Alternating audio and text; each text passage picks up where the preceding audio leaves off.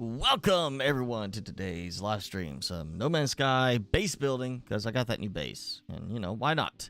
Hey Jason, thanks for joining in. You're early this time. You're not held up with your summertime duties as far as I guess yard work and everything. So yeah, I got a new base. I've done some more work on expanding with the mining setup. But I haven't done anything as far as decorative design for it yet. So it's been making me money. Maybe activate Indium and then making money. But I haven't done anything else with it. So we're going to work on that today. But first, Timmy. Hey. Want your snack? No? You don't want it? You don't? Oh, okay. Put it right here. Put it like that. There we go. See how long it takes for him to snack on that one. There you go. Oh. You got up, but you don't want it? Alright. That one too. There you go. Two choices. Make up your mind. Alright, so yeah, we're gonna do, of course, No Man's Sky. And I've got some ideas. I've been doing some thinking on kind of how I want, like, some aspects of this base I want to have. Like, I like the idea of a garage for the vehicles, for the different exocraft. Kind of, I did that before on another one where I kind of had some stuff like that there. And I want that again. And it had me thinking, okay, how do I make that visually work? If I know I want to have that, how do I make that work correctly? And not look bad. So I'm kind of starting to think from like ground up, like literally the ground level up, how I want to build some of this. And it got me thinking then, okay, how do I line this up right and get this to work the way I want? So I'm kind of like, I got an idea, I think, roughly on how I want to kind of start the progression building out, build it, and kind of build towards a central hub. I never did get around doing the nitrogen mine setup yet, so I haven't done that yet, but I am going to get to work on that later. I want to get something that's more like the central point of it. And with that in mind, I've even got an idea for like how I want landing pads and everything to be done. Like, I'm going to make this a pretty, once it's all done, it's going to be a pretty visually impressive base is my plan. I will make it as, you know, visually interesting to look at as possible, without it being something that's just going to bog everything down. I'm going to avoid modding this to, like, specifically for parts just to make it look a certain way. Because I did that before and half my base disappeared when the mods broke with an update. So I don't want to risk that. So this is going to be completely vanilla build out, but I don't want to do a big, just flat platform like I did on the current main base. Speaking of current main base, since Timmy is going to be so weird about not wanting his snack today, let's just dive on in. So yes, I don't want to do this again. I mean, it's nice. It's a big platform. It feels almost like you got a nice level ground to work on. But the problem is then you either snap to these or you snap separately to whatever you start building from there. So sometimes the alignment can be a little bit of an issue, which is why I don't want to go that route this time. I've got some ideas on how I want to do a walkway system around the base. I do want to have not just a big structure. I want to have large structures, but I want to have it where there's like a walking path that looks like it's a kind of like this is being supported by some sort of framework, maybe do some scaffolding type stuff. But I want to create a built out base that feels like it's separate modules to a degree. And that's going to be the fun part, is figuring out how I want to make this work. I think first thing is going to have to be, because I want to build out that way, I'm going to have to do some rework on this part right here.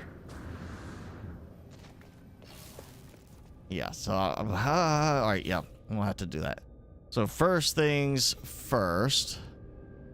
Let's go and get this out. Well, I could do that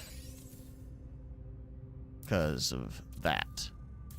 Just easy move. There we go. Yep. Okay, that worked. So now I've got that, and it's gonna go from this point out. So I've got a lot of room here, and it's over in that way is the gas mining spot. So this is gonna end up being a tall tower. I know that.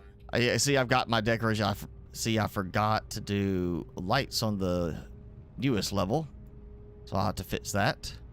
And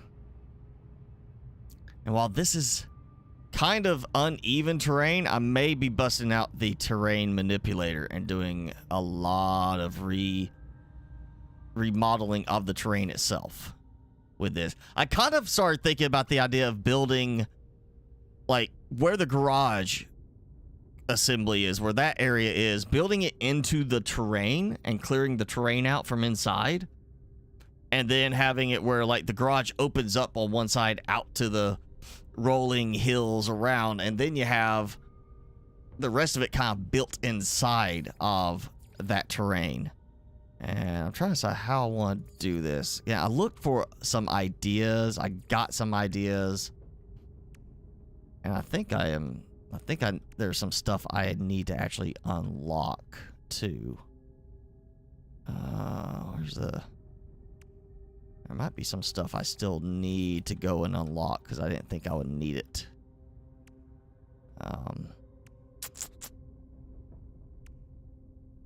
So sodium might be a problem if I have to use some of those, but I know ferrite dust, I've got a ton of it. Is it there? Raised small paving. Let me see if I can get this to do anything. I kind of saw this being used by some people, like, for a nice decorative kind of, like, separation. Which got me thinking about how I want to do that, but it's not snapping. All right, so you know what? We got to do first things first. I need to make a corridor because I need to make a snap point. Assuming this will work with one of these. It may not. I thought the paving could snap in the past, though I could be wrong on that. Well, that's not. Okay. Surely that. Okay, it's got to snap to that, but it's not going to snap to the floor there. Okay, so I just need that.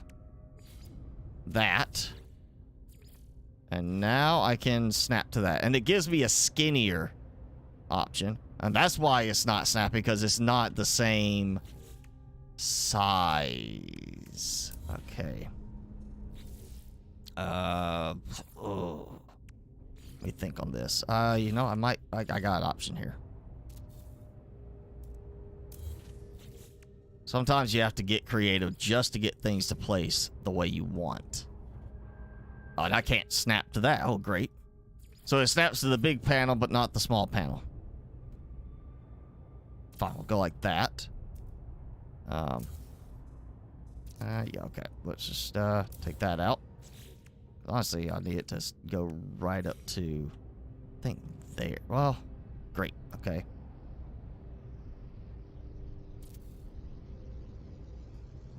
All right, small paving, which of course snaps differently. Oh, why you wouldn't have it just snap to the sides like that? Is that showing through? Yes, it is. Okay. I would like, honestly, some kind of option if we could.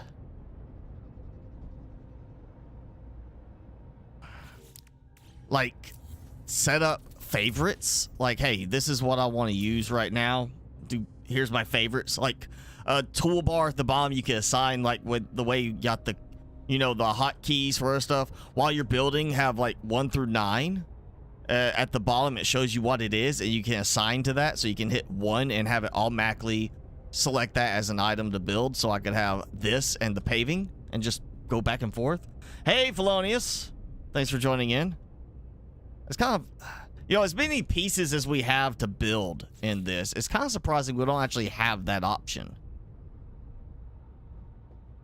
Okay, so, all right, that's, all right, idea, probably a bad idea, but it's an idea.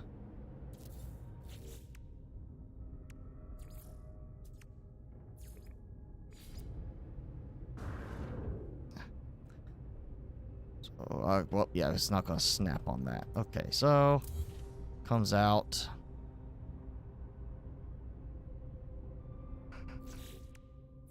That's the thing, is this the way that mounts is it mounts inside. Okay, maybe I need to go further out because I've had to do that before.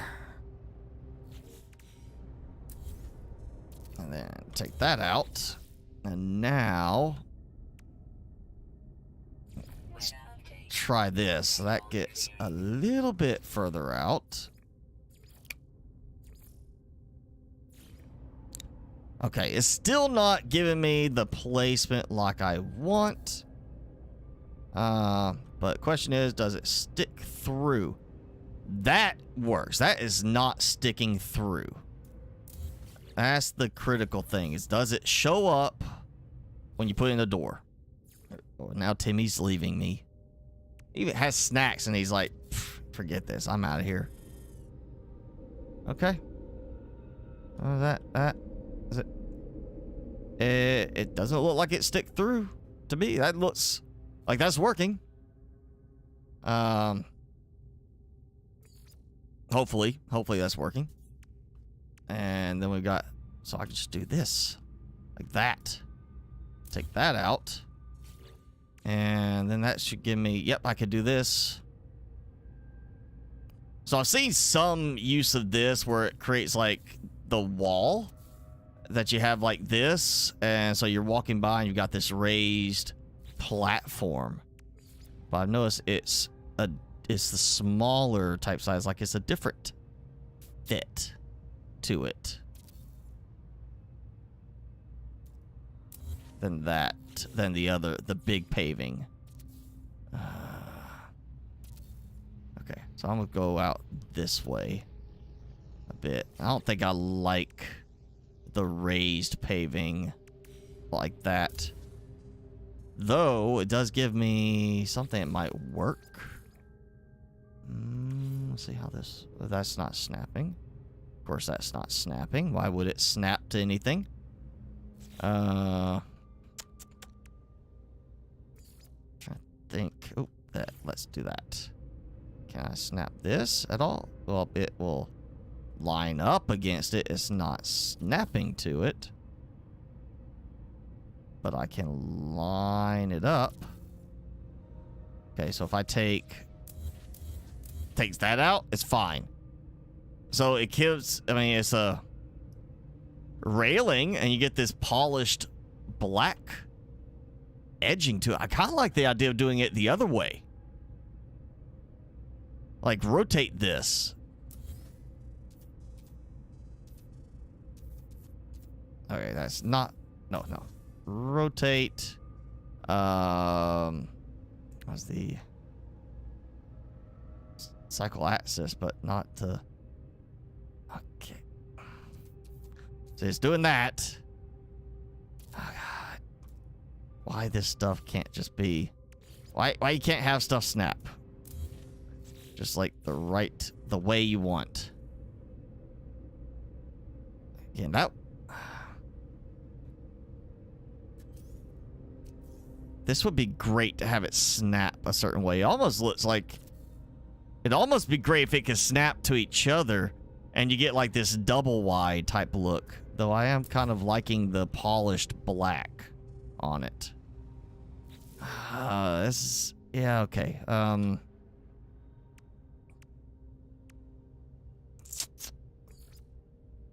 don't need to do the whole thing as like, oh, here's my fancy railing, but it would be nice to have it kind of at least I know how I'm doing it and how to make it work for me as I get the layout done.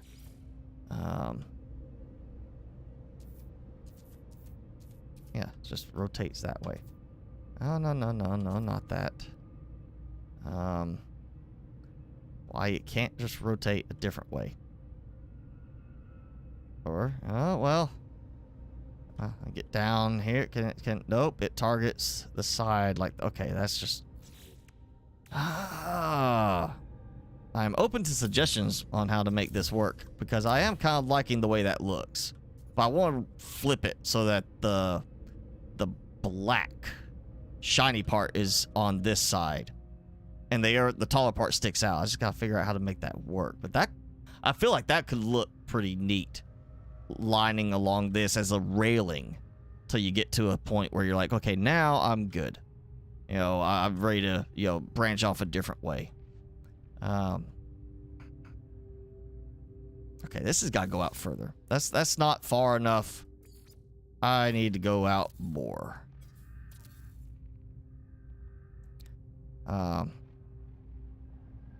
Honestly, that kind of... oh, maybe I just need to do, like... Instead of straight out from there, I could just branch off this way and build down here. Again, I want a garage type look. Of course, I've got... That actually might be better, because I want the buried type look. I might have to build this ground up a little bit. Okay, how am I gonna make this next part work is... And of course, something else that does not snap. Why would anything snap together in this? You know, why even have toggle on free placement when the majority of stuff does not snap to the majority of other stuff?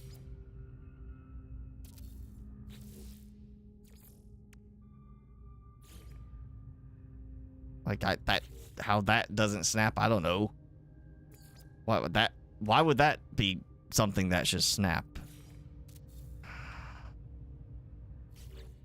Okay, let's see. Do like that, okay. Take that out. Actually, I'll just go ahead and take these out. All right, now maybe getting somewhere. There we go.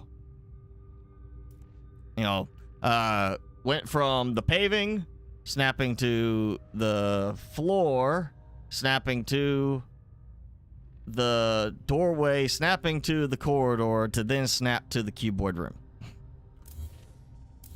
And how that is not considered a failing point, I don't know. And of course, it's still not lined up right.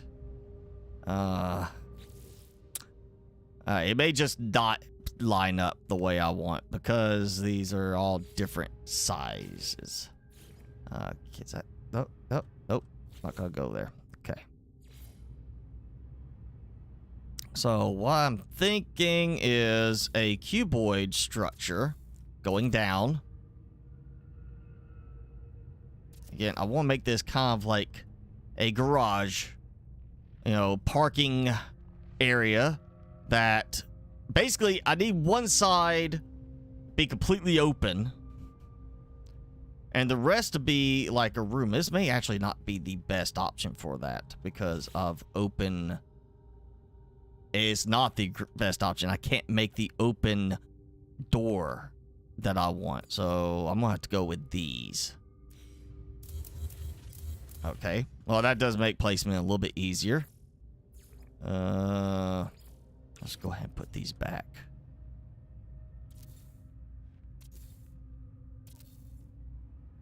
Okay. So...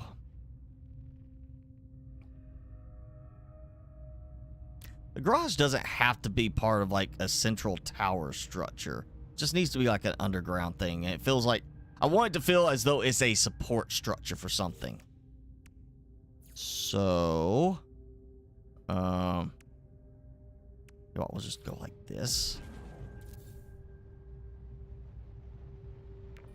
Uh-oh. Okay. Now it's getting really dark. so put the wall down like this.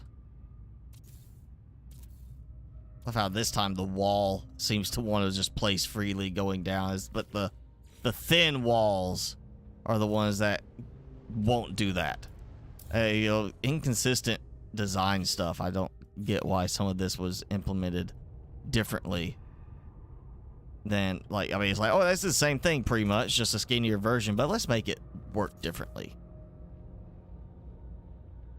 Okay, so if we go out like that, what's the size of where? Yeah, let's see. So like we go with the Colossus. We're gonna have this inside. And I'm thinking just my 3 main ones: Colossus, Roamer, Exo Suit. So it's gonna go about 2 wide with a little bit of room around it.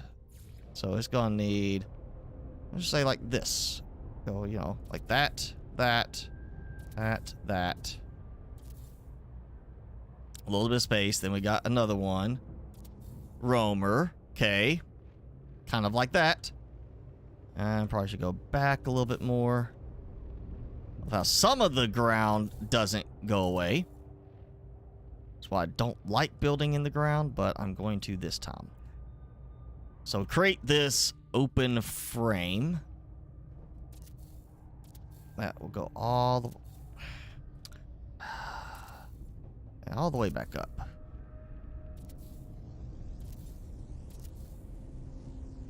That.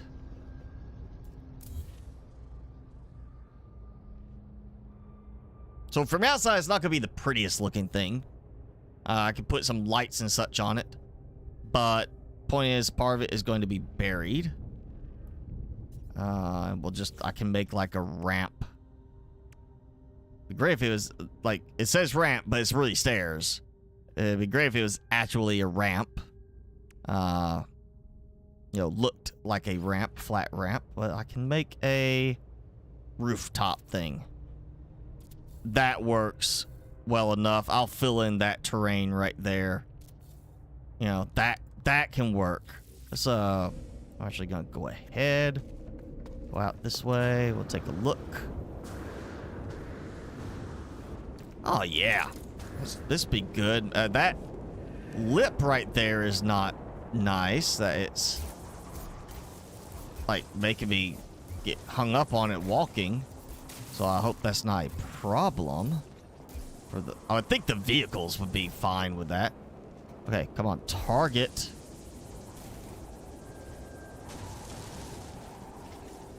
Ah.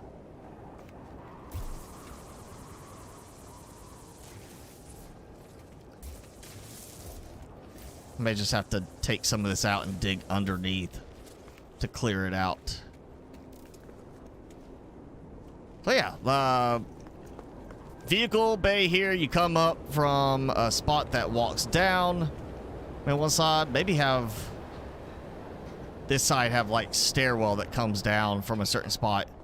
You walk down, you get in, you got the vehicles, you drive out. It's kind of nice, and it buries it into the ground. So let's create so we can, you know,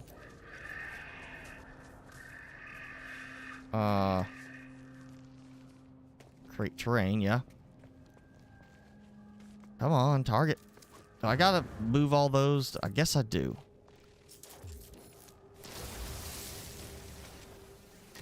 It's kind of wanting to keep that as part of the visual look of it, but why? It automatically has to default back to the, you know, mining variation of it.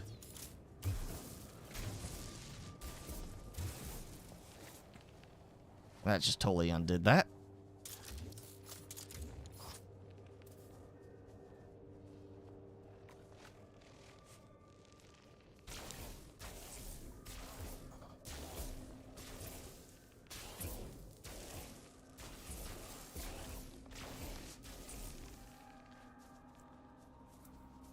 There we go. Maybe that's what I do right there, is just to flatten it a little bit right there and there. Or restore. Yeah, let's restore it back to like it was. So I get the... Well, I would think restore would mean I get grass again. Apparently not. I'll pull that up a little bit. So it just so it feels like the terrain goes up to this. I do want to have that, again, buried type of look to it. Okay, that I can fix a different way. Oh. Right. One of these works for that. I think. Alice! First time watching No Man's Sky? Well, hopefully you, enjoy it. I mean, I'm assuming if you're first time watching it, maybe you don't have it. And I would definitely encourage looking at getting it. It's a good game. Gives you plenty of stuff to do. Alright, so that gives me that. Okay, let's let me move over just a tad and try this again. Where were they at? There we go. All right, so if I put my big old Colossus parking spot, which way is it aiming? Like, I think it's that way. I think that's right. So if I put it like right there, you know, it's got to have room to drive up and park. Yes. Okay, so we'll have that. You get in, you drive, I think, straight forward. That's the way it looked. That's a little tight right there. But yes, that is straightforward. I just need to move it. So, boom. We'll have this open spot. Nice little parking garage. 3 vehicles. Open frame. And then we'll have an upstairs that's enclosed. Nemo? Is it Nemo? Or is the eye change the sound of it? But hello. Thanks for joining in.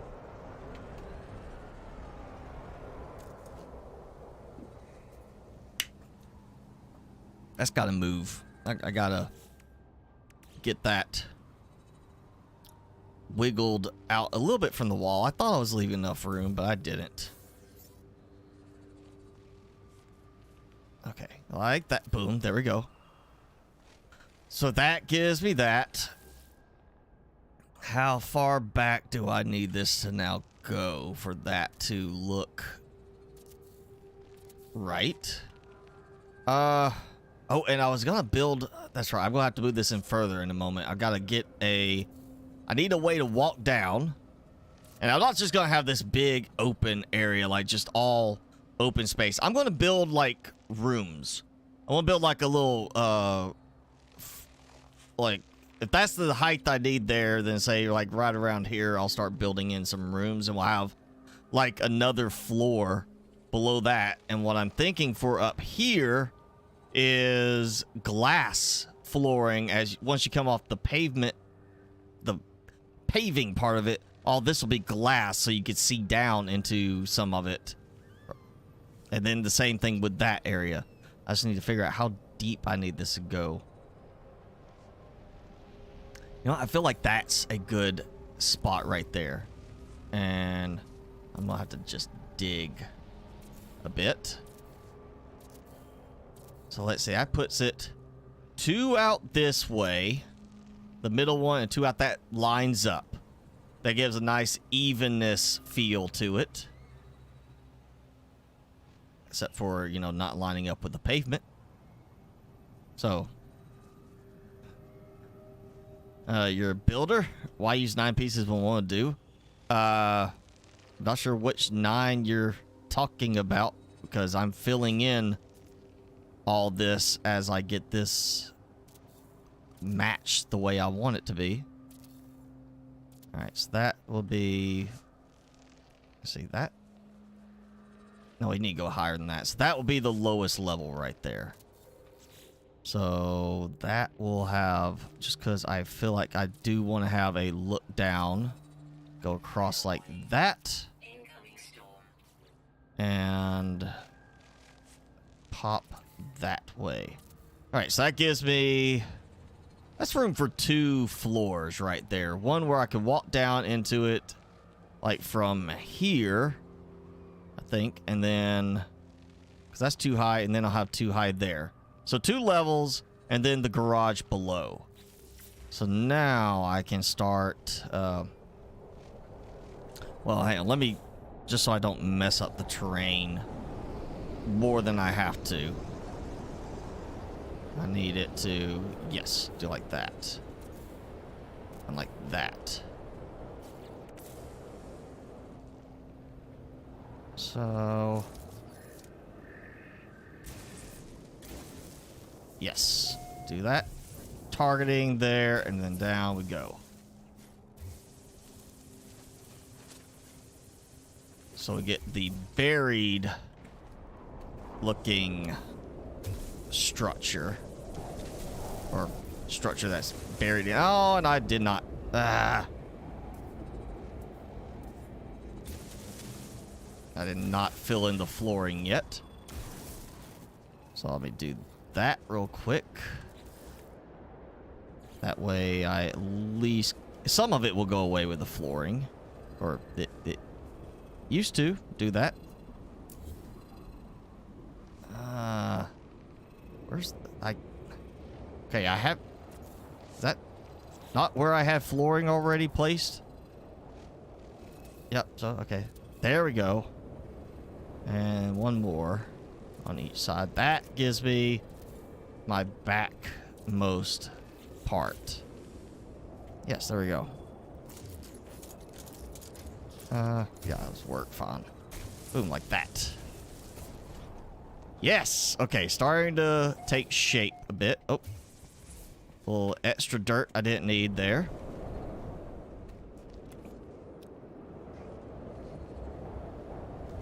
I know the dirt will come back later. Yes, I know that's still a problem in the game, which is why I normally don't build in the ground. But for this theme, I will need to build in the ground. I've almost got as many hours in this game as I have in Subnautica now. And I'm hundreds of hours in Subnautica. I know how to build in this. Thanks for wanting to help, but I do know what I'm doing. I mean, I'm somewhere around over 600 in this game right now.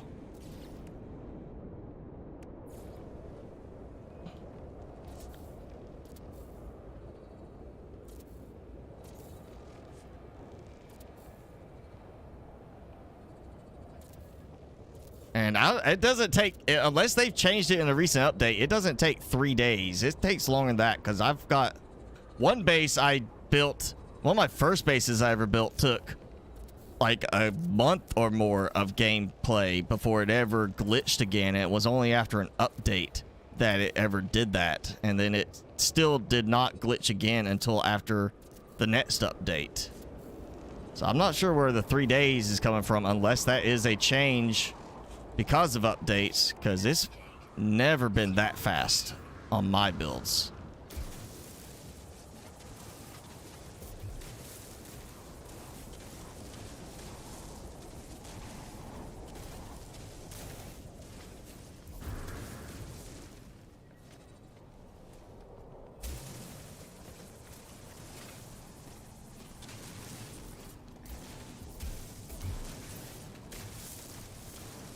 Oh, I missed a wall.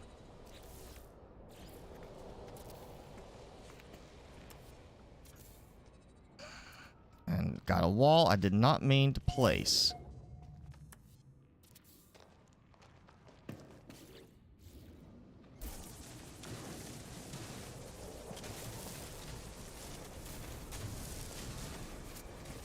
That's close enough to the edge until I get more structure in. Just so I can see.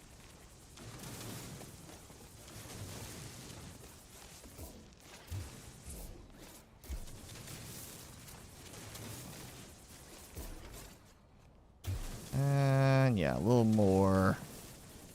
Just prune it back just enough. Okay. So now if I have that, I need a walking path at some point to come down here. I feel like that will be the corner. And then I just need to space out the next one. So Minotaur, I feel like I want to break it up. So the Minotaur actually could be kind of like, instead of evened across, I can spread it more like this. Ooh. I was thinking maybe I could do the Minotaur as like its own little theme in the corner. And then just that way it's like the roamer right here, the vehicles, and then have like a little suit up area in the corner. I might do that.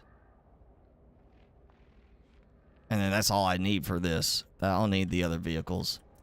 So I'll just do more of these because I've got plenty of glass right now.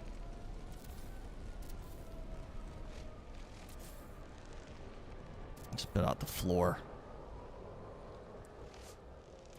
Sorry, Nemo, I'm not gonna worry about that. I'm not doing anything with scaling unless I intend to scale up for the visual effect.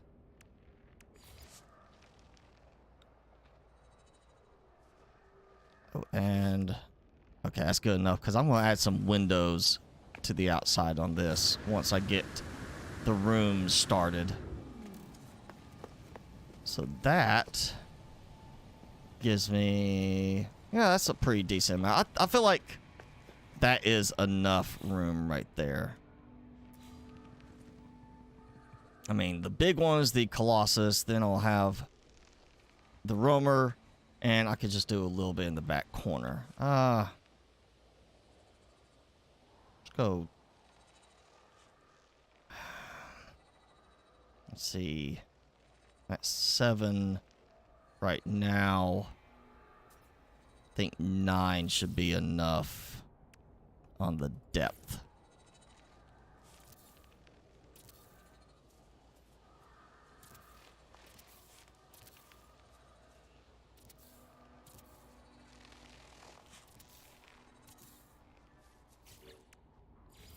That should be, yeah, that is enough for the size of this room. That gives me what looks like a structural element holding up a good bit of weight. And we'll just come back over.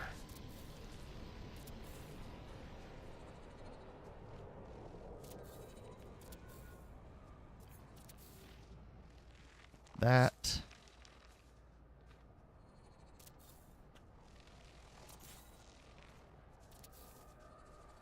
And that gives me all the room I need for terrain to be cleared. Which... No, there's... Let me look back here. There's something... I might fill this in a little bit just to give it more of that buried look in the hillside. Because it feels like that weird little dip doesn't look right.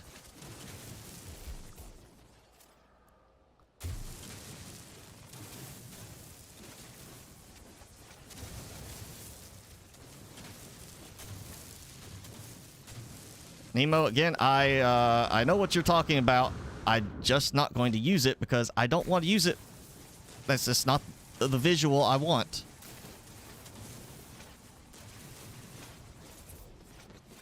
So, I know what you're talking about. Again, I've got a lot of time in this game, and most of that is building bases. I just don't want to use that look you're talking about.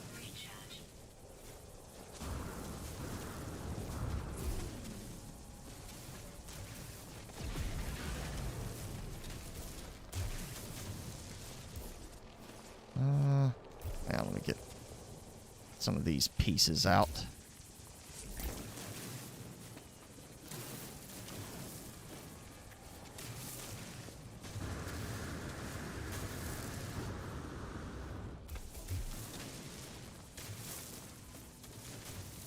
Talk about the visual look of the size of the pieces and things like that. I mean, yeah, I know I can scale up parts to make them bigger and, you know, not have build as much. So like, oh, I can have a big single piece, but I'm not trying to do that at the moment.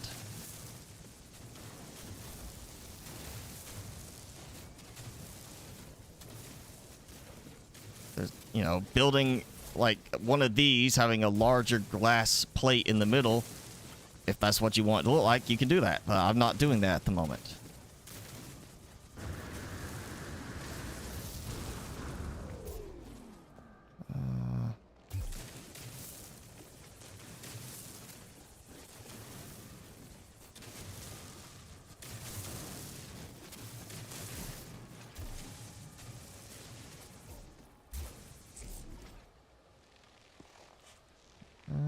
Yeah, that's good.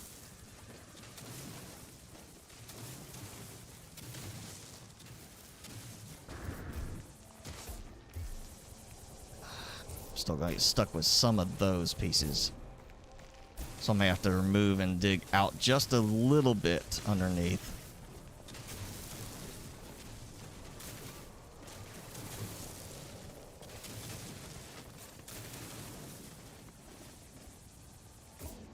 Like that right there.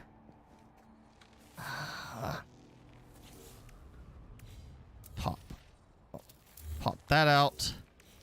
Just so I can do that. And then put it back.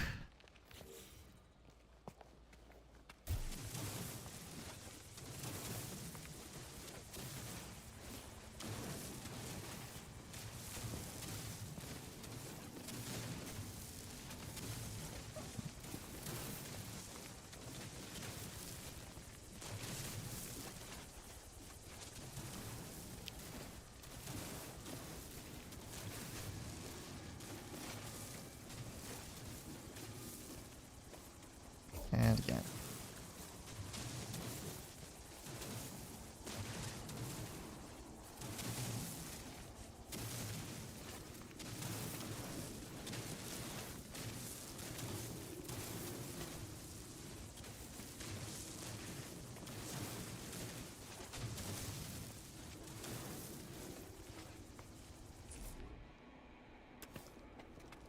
Okay, so few pieces I'll have to take out just to get to where I can target things right, since apparently some of this does not want to target.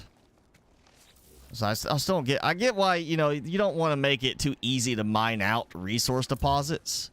I get that. So you don't want to make it where they can just scale up to massive like brush size for mining.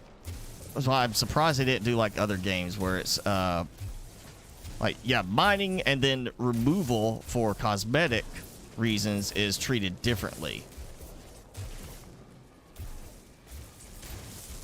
That would have made that work so much better, that you could scale up for just the fact of removing a piece of the wall.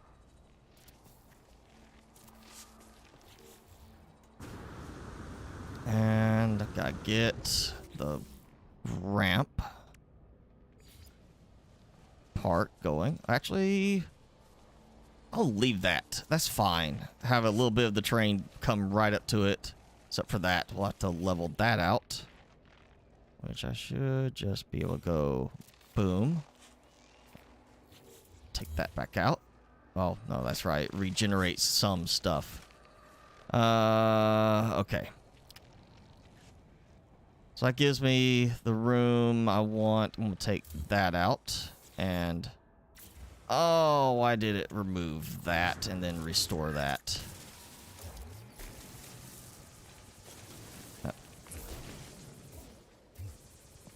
Okay. So I'm going to do the Minotaur as the back end. Special looking spot for that special vehicle. Then we'll have this one there, because the Minotaur can easily maneuver out around stuff.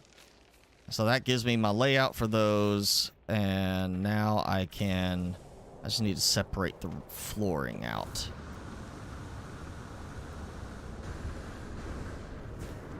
Okay, so what I want to do here, I think, is I want to create a stairwell walking down from this level. So it's gonna, I don't want to use ladders. I want to have it just nice open stairwell, walk down, lets it feel more connected. we're gonna do in this corner, if I get to, when I get to target the right way, basically going kind of down like that. I may do the half ramp actually, just for it be a little bit skinnier looking. Come down from that level to here. This is the vehicle deployment garage.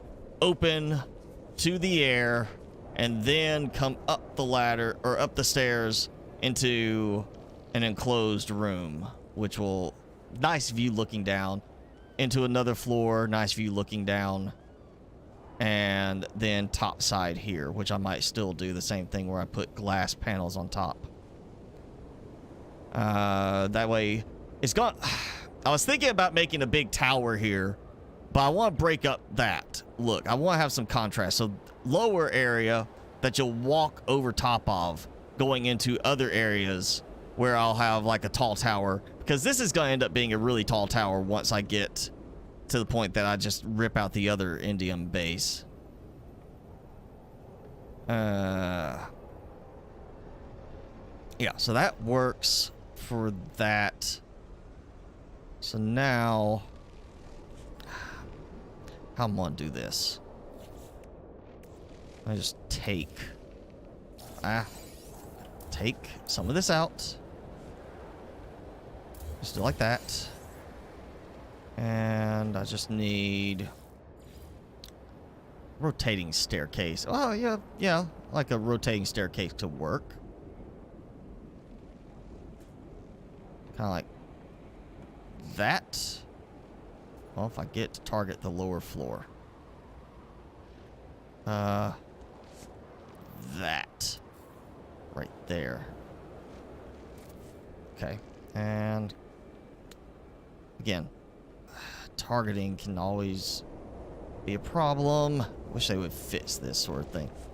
I mean, targeting behind something in the terrain, I like that. Targeting behind a structure, no, not so much.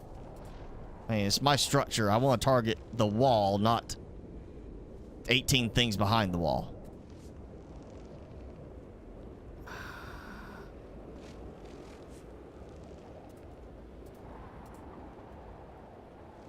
Okay. Well, I got those. At least. Let me see if this lines the way I want. Yep, like that. So we got that at least. So you come here, and we'll do the two here.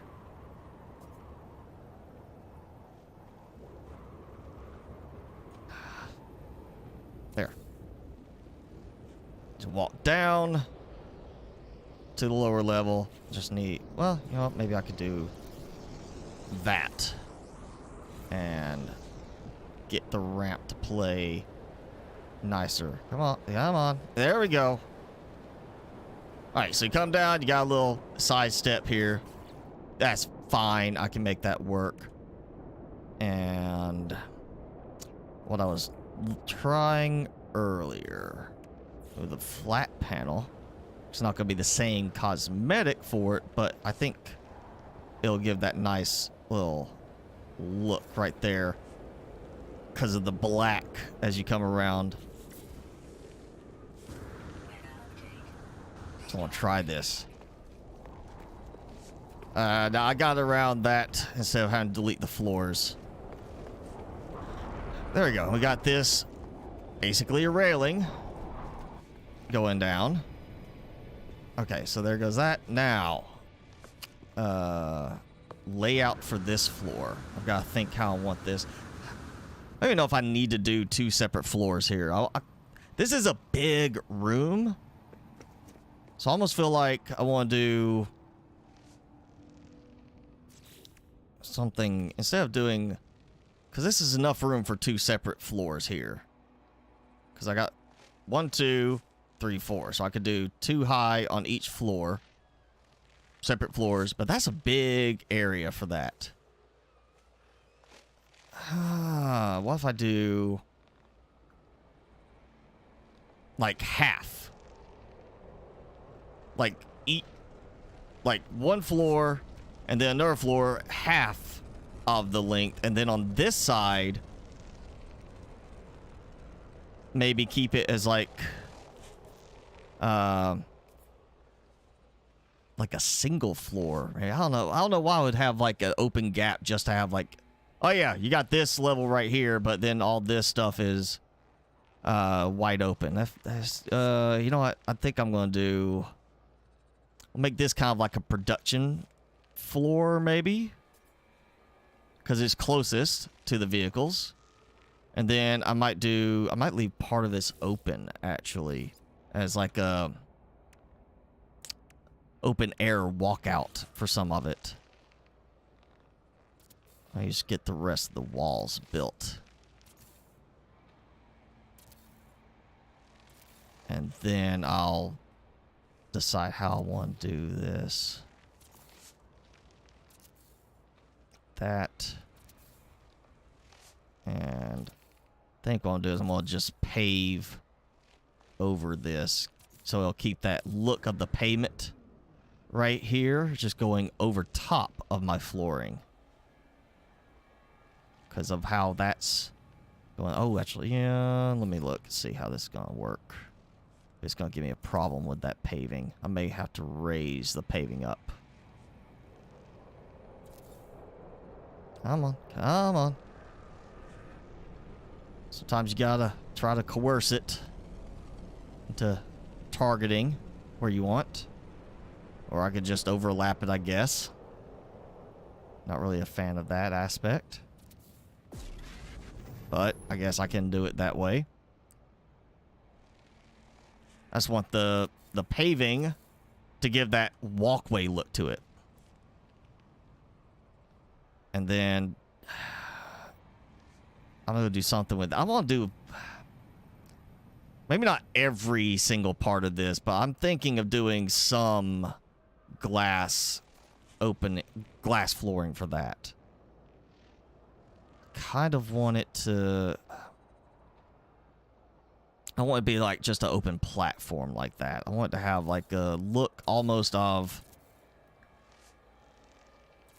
like a row to it, where some of it is glass exposed, some of it's not, and somewhere I ended up placing there. Because again, you could target through a structure, which I don't see why that makes sense. Let me do it like this, where like, yeah, like along the walkway, where you would be closest anyway to be able to look down, have that. And of course that's off because of line up on the pavement. I may have to take the pavement out for a moment.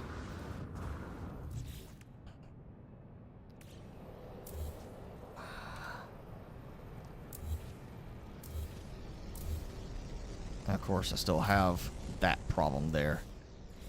Like that.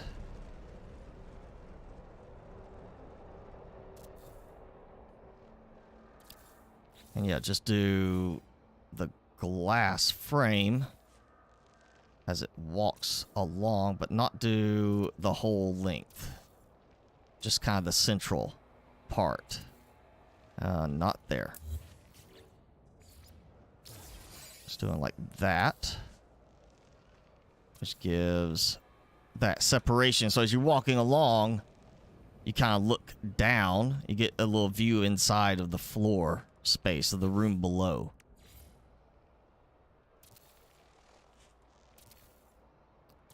May end up ditching the pavement and just repainting this part just for ease of snapping.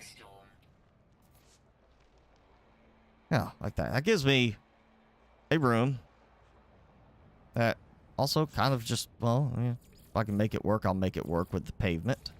Paving. No, it won't work. Of course, it's not want to do that, so... Yeah, I may just take that out and just do the alloy all the way across. At least it snaps cleanly all the way from the doors. And that. Okay. So now, I'm going to take these out. Because I've got, well, okay, I'm going to leave that part there. I can do like this. Maybe actually, oh, that will work. Yeah, because that fills that in. And then let's do that. So that's, oh. Come on. Well, there we go. So I gotta look at it the right way sometimes. Okay, so now.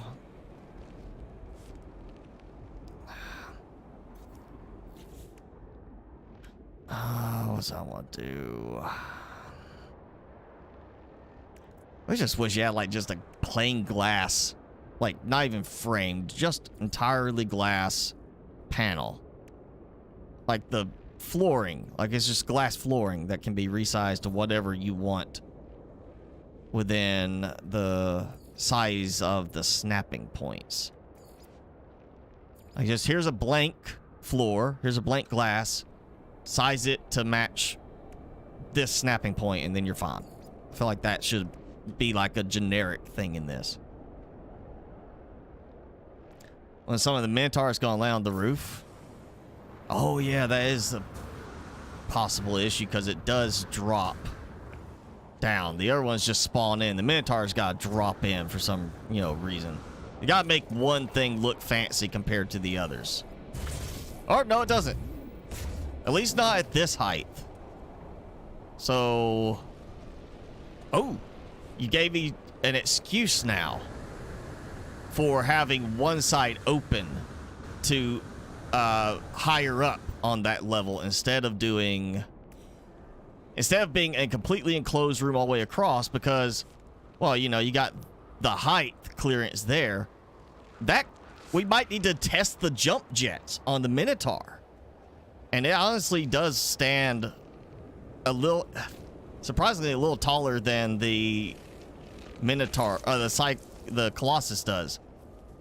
So that needs to have room for testing the jump jets. So that needs to have less floor taken up. It doesn't need to have a fully enclosed space over here. I need it to stop, say, about right there and come out this way. So that could be a lookout balcony too for this area. Like instead of being enclosed the wall, this is a walkout so you can see that. Yeah, that's the people, they want to see how high it can go up. We'll have a railing, but that gives me an excuse now for that visual opening right there. Yeah, so this will be the length of the floors. I don't know if I want to do this whole floor actually glass now. Not that. Maybe that section because of looking at those. And maybe the outer edge like that. That go along here, just like 2 by 2 kind of thing, where it's that shape. Yeah, and then everything else just plain alloy. Again, why we target in the ground, I will never understand. Or why we can target through a structure, I don't understand.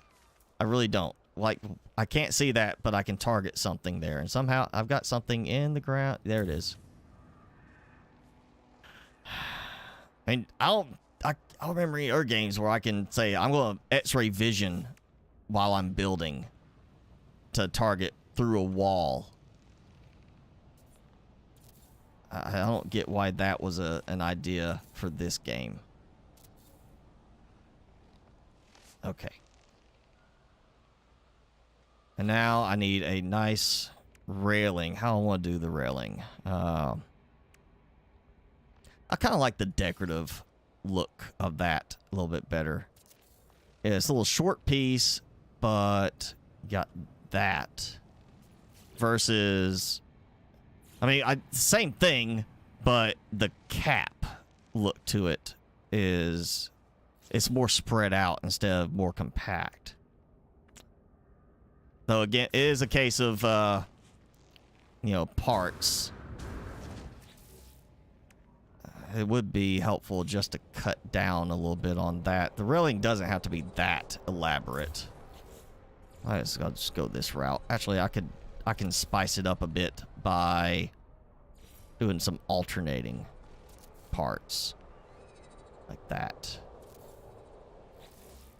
Yeah, we'll just do an alternating thing for the railing. And then wall. This is going to be windows. You can resize the floor for larger glass and then resize. I mean, the alloy glass says no, cannot be resized. Part cannot be resized. So unless you're talking about a different one than the alloy structures, it doesn't resize for that. And I'm only saving parts on the walls by using that one instead of that one, even though I would rather have the shorter one for the look. In this case, I'll sacrifice because it's not a big difference in the look. No, not gonna do that. I just wish we had like a straight, full-sized window looking one. Alright, once again, if you look on the screen right there, it says part cannot be resized. That is what I am saying. I'm not arguing with you. I am showing you that it says it cannot be resized on the alloy roof. So unless you're using some special trick that I've never seen for it or a mod to do that, it's saying flat out it cannot be resized.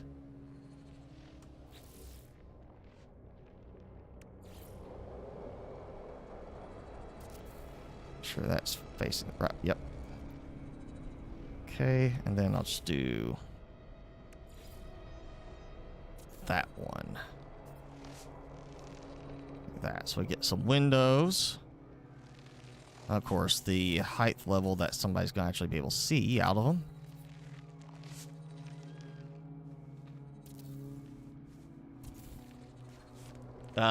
Then Xbox version has something allowed that the PC version doesn't allow.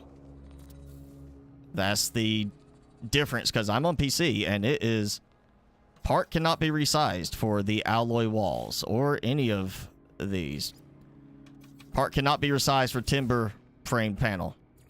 So you're using a different platform, but it's not going to be the same on Xbox as on Switch or on PC.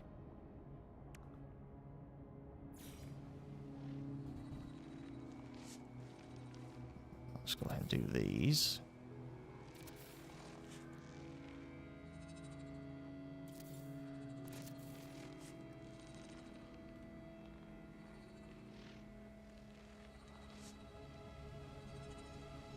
And now I'm thinking I would do this. I got an idea.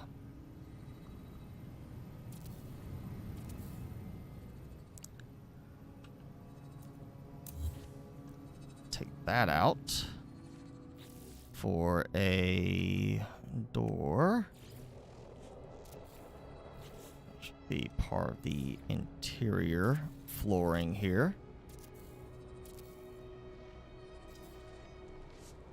No, I use PC. I use keyboard and mouse, like meant to do on PC. And because it gives me much better, easier control than when I'm using a controller. That's why I don't even play my Steam Deck that much, because I can't do things as quickly as with a keyboard and mouse. So the games I play on Steam Deck are games that are more oriented towards a better system and a controller, but No Man's Sky, I use keyboard and mouse because it's much faster.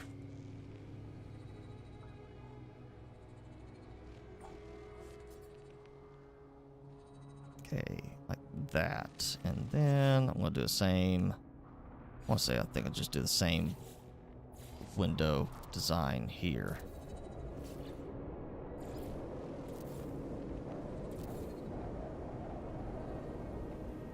And then that gives me this, and I can do my decorative looking ones here. Yes.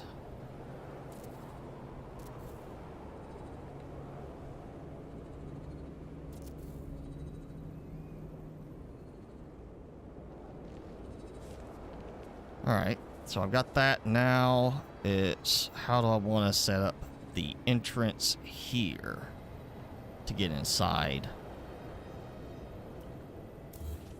Because, yeah, let me just go ahead. Take all that out. And...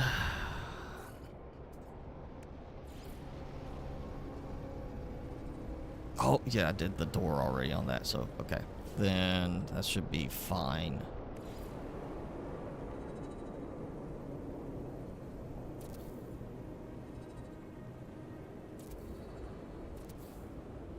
Yeah.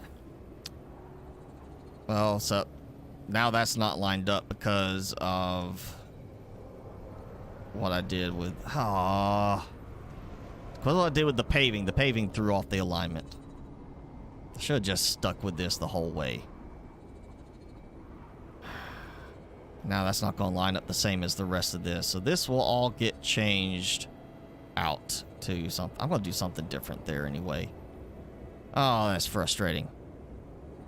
All the best builders use controllers? I can disagree with that because I've seen some amazing builds on PC that, you know, they never said specifically they had to use a controller to make it work. It's like saying all the best, you know, players of a certain other, like Fortnite, use this type of controller, and you know, you can then have one of the top ranking players in the world say, yeah, I use keyboard and mouse. I use this mouse, this keyboard.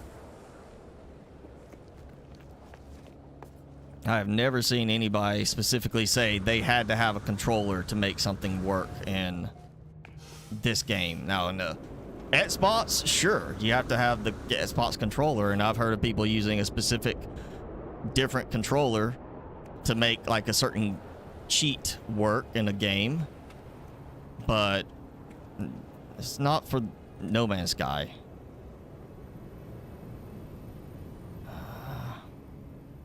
I'm gonna do this right here, and this, no, take that out. And I'm going to do...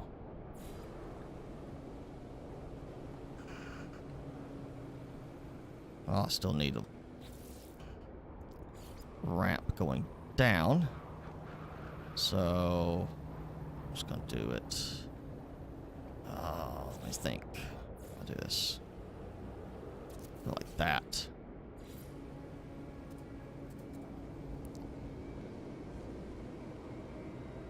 Come down there, go up here, and I'm gonna do that.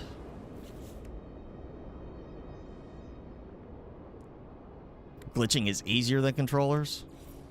Well, again, if you want to use a glitch, but I've used mods before, and as soon as an update came, the mod broke. You know, sure, glitches are going to be a similar problem. You're going to have glitches breaking too. So I don't personally like using anything that, at least in this game save, I'm not using anything right now that an update may cause it to go and disappear or just completely break altogether. So I'm going to do...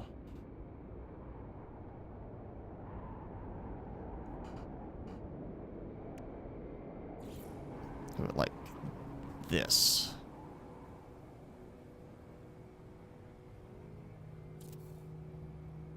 So a walkway would go right past the door. And dude, just break it up a little bit, the irregular window.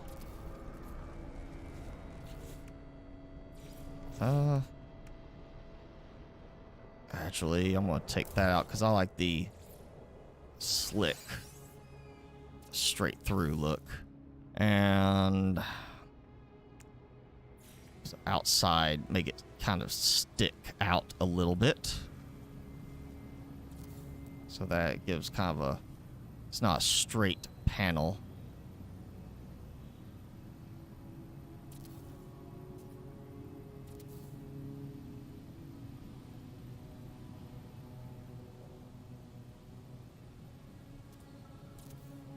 And again, I somehow managed to end up with something misplaced. Okay, and same thing there. Like that. What's the glyphs? You're talking about... I'm not really sure what you're talking about. I mean, you're talking about playing on Xbox. Xbox, even though it's, you know, the same game, there's still going to be variations between platforms and the way the controls and everything work. I'm sorry, but I'm building the way I like to build. You know, if I have to build a different way because, oh, hey, this is supposed to work better, and I don't like it, then it's not better. You can't say something's better if it is less enjoyable for somebody. I'm building the way I like the look of it.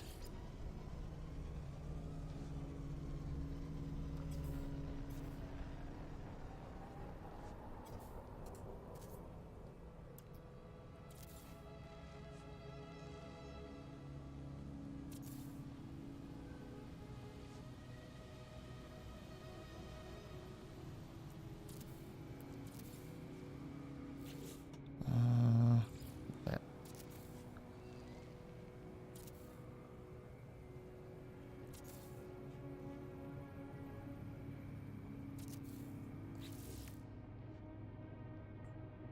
And yeah, I'll just do one of these. That's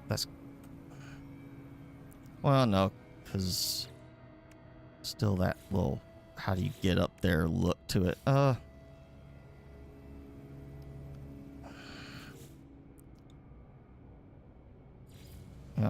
There, we do that. Just makes it feel at least like there's something going on there. And go with that one.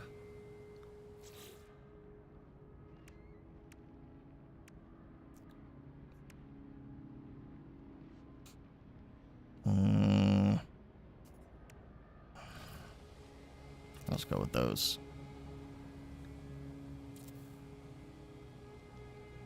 All right. And now, oh.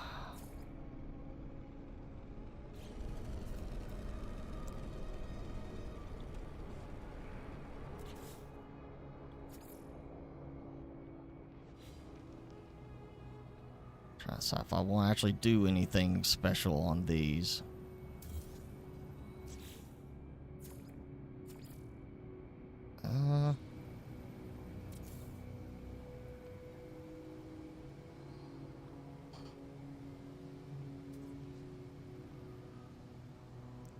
Yeah, that kind of works. Blends it at least a little bit better.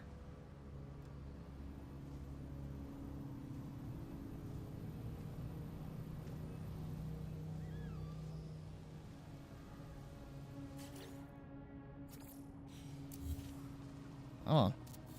So for those, of course, do not change color very well. Okay, and let's make sure everything works sufficiently. Come down like that. Fill this in. The rest of the way we'll have this little area here. Lovely. And then I feel like I need something else in there. I also feel like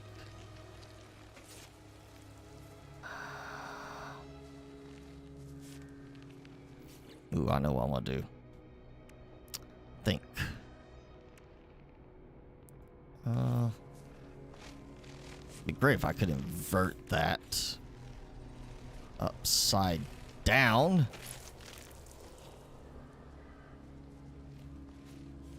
Like,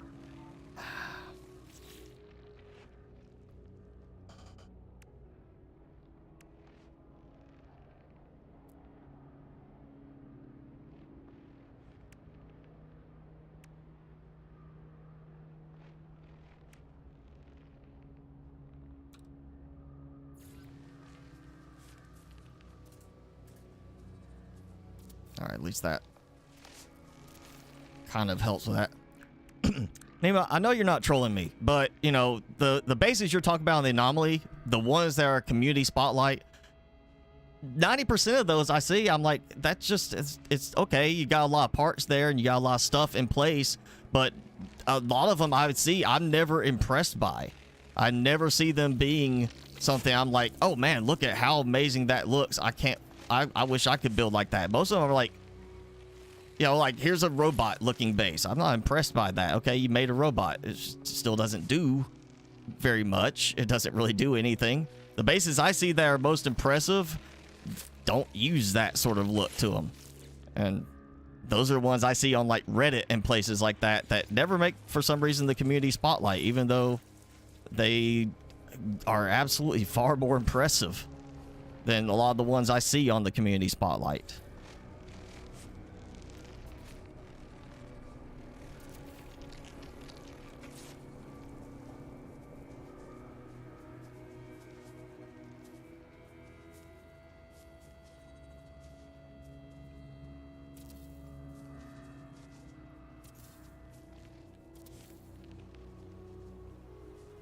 I don't like that.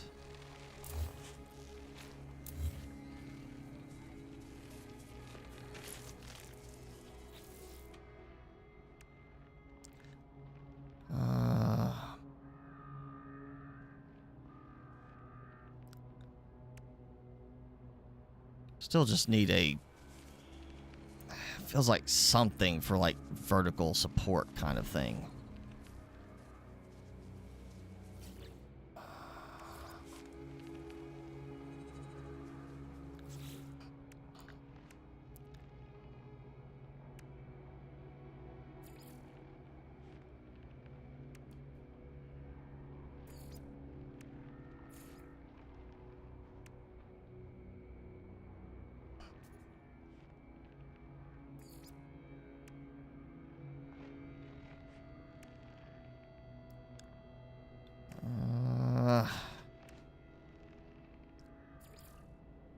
There's something I remember using before to do this sort of thing. I just haven't used it in a while because it wasn't a clean visual, but it worked.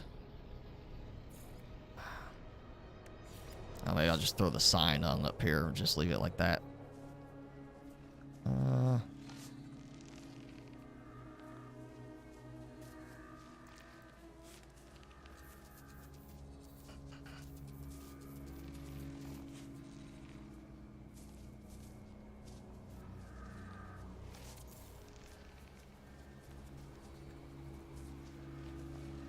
Alright, that's enough for now on that part as far as the visual. Oh, we'll ship and pilot, but it's not ship thing.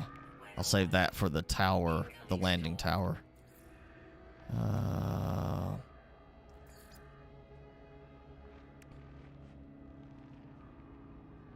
think, you know what, this would be a good spot for terminals.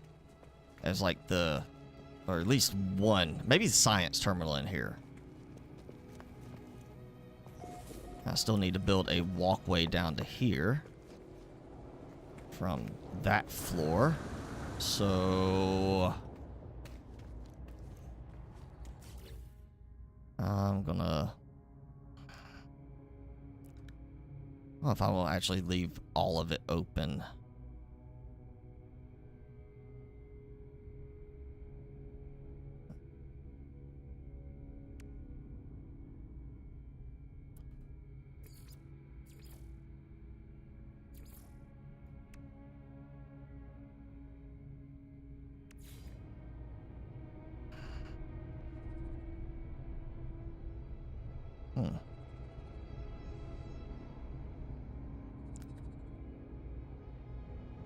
I guess I could do like a little, well, I'm already gonna have a walkout on the outside. This needs to be an enclosed floor.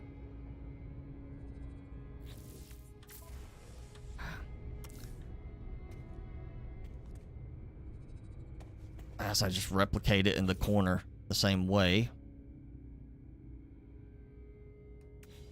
That way, it's just, you know, you walk down, you're on this floor, and then you have the same thing walk down here.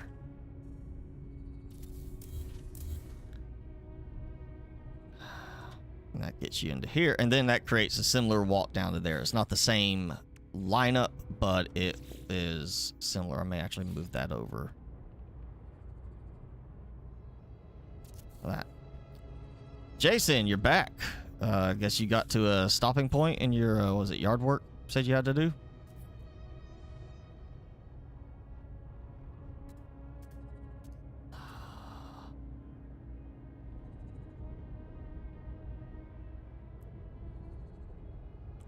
Okay, I did this without messing with the floor on the other one.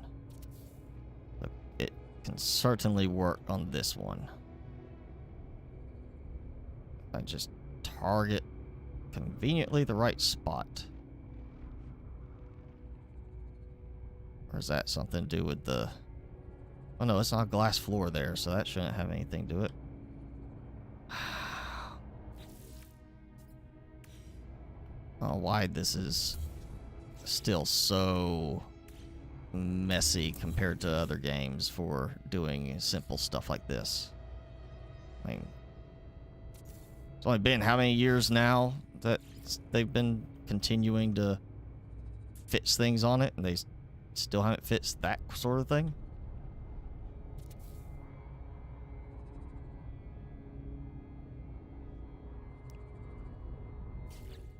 Let's put this back in. That at least will... Or did it? I can't see. Too dark. Yeah, alright. Seriously, I know it can go there. I mean, I had one there. Or did I? Maybe that was... Like... What? Okay, wait. Alright, what changed here? Because... Something.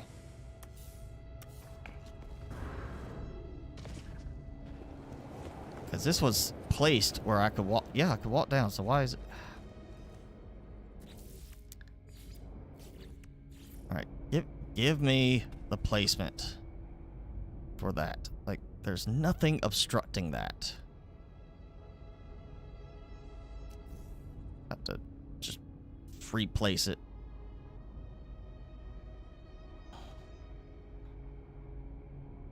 This is just not snapping at all.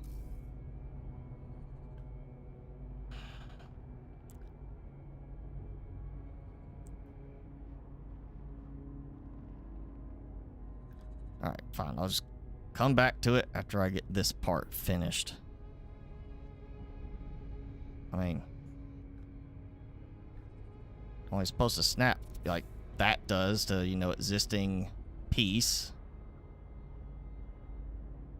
It's just a problem targeting that piece.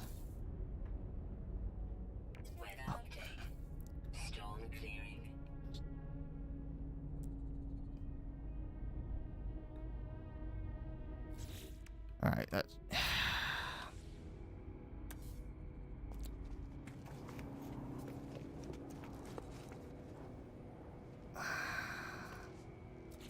Oh, wait, wrong floor. I'm on the wrong floor. And again, that random turn off of your light is another thing I can't believe they haven't fixed. And it's like, what, my runaway mold base. Like, I could be sitting there and just move a slight bit, it turns my light off, move another step, and it turns my light back on. For some reason, it is so glitchy in that base more than any of the others.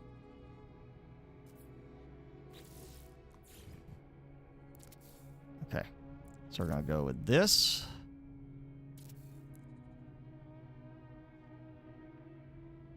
There.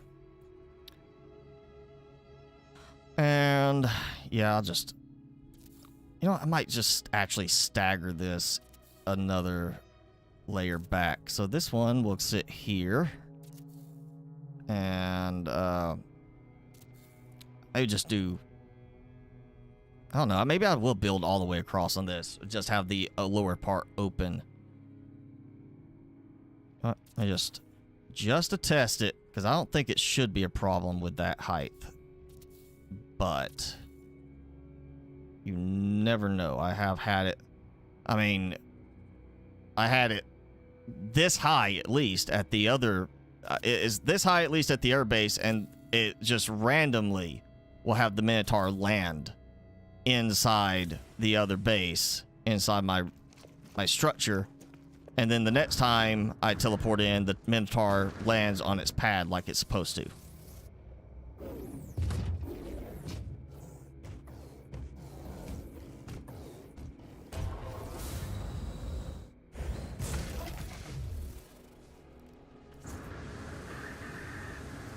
And that has much more clearance than this. See, that comes in nice and neat looking. That comes in. Everything's facing the way I want. And then boom, it lands. That's not a problem up there, at least at the moment. Did the same thing before at the other base, and then just suddenly started randomly glitching in to the room instead. That actually can be enclosed right there. Yep. Okay. So it comes down. I gotta do. I just actually do the short railing just so it's snappy, nice and snappy. Still, I like the idea of using the walls. Or the flat side panels, because that glossy black look, but it's the snapping part. They don't play nice with that. Oh, you gotta go take your son to work.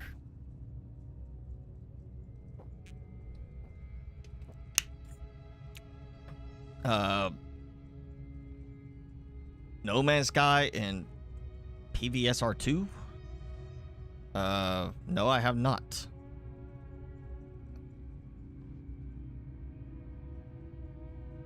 I mean, I'm assuming is that a little bit fast typo there? A PSVR 2?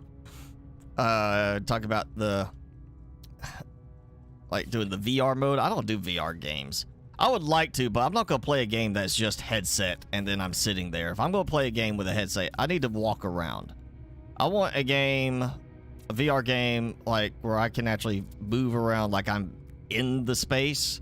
And I've played with the Vive before, and I liked it depending on the game, but I don't have space for that. And that's why I would never play like Subnautica VR, because you're not moving. You're sitting there. Yeah, you can look around, but you're still using controller or keyboard, mouse, something like that. And that does not.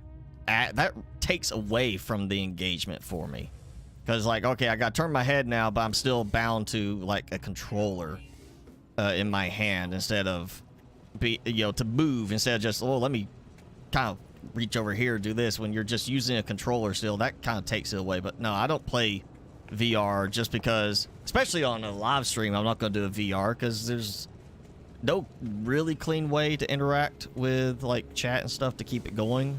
Unless you just have to have it in your face the whole time, overlaid on top of your gameplay. I'd rather have it just to the side.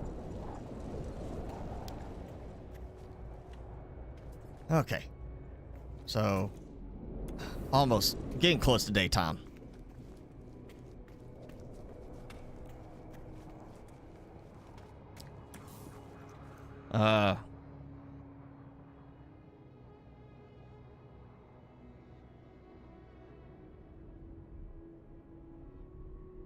You can play the whole No Man's Sky full game in PlayStation VR. Well, I hope they wouldn't release PlayStation VR version of the game to be like only the first 30 minutes of gameplay, or only be able to do a couple of little missions. I would think it would be the full game.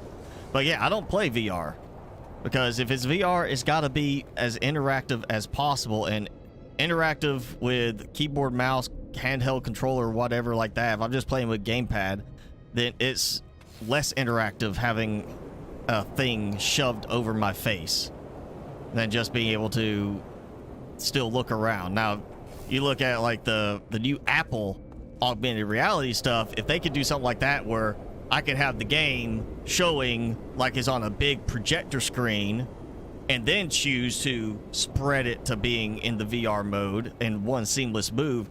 I would consider doing that. That way I could adjust between each game. But until that happens, I'm gonna stick with just playing the normal non-VR versions of games.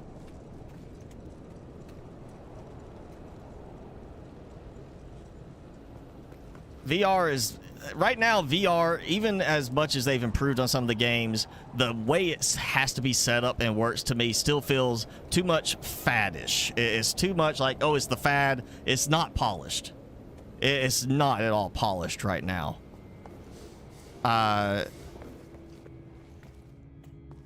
And, yo, I've played games that are like, oh, you need to play it in VR because the environment's immersive. But again, the whole thing is you're tied to either control, handheld gamepad, or keyboard and mouse. And the only thing immersive is you turn your head to look around. There was no better graphics, nothing like that. Now, VR, I should be holding something, and oh, if I'm going to swing my sword, I should swing my sword, and then I should do some movement to walk forward. That's a game I would play in VR, but I need to be able to stand up and move around, and I don't have space for that kind of VR setup. I don't have a room I can dedicate to having a good VR setup. I could do a limited VR setup, but I don't want to do that.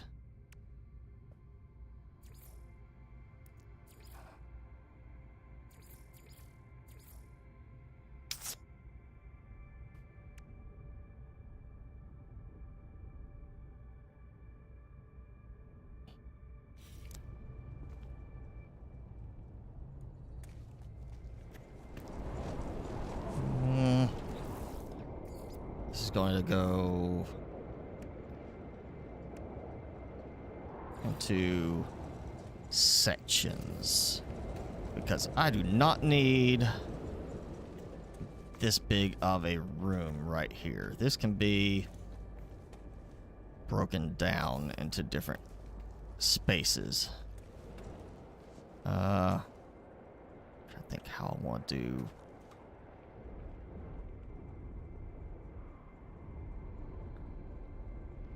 You know what? All right, so actually, let me think on this. Oh, now that I can see. Okay, that's that. I may build this as like kind of a little bit of a storage. Well, no, this needs, because it's so close. This needs to be like a testing, monitoring area for those. And then I'm thinking like I need storage room. I need something like a parts storage room. So I'll just do that over here.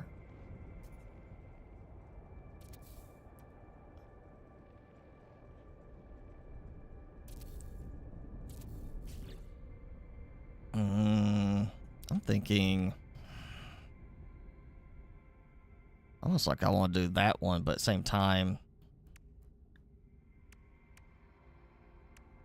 yeah, okay, I'll do this door.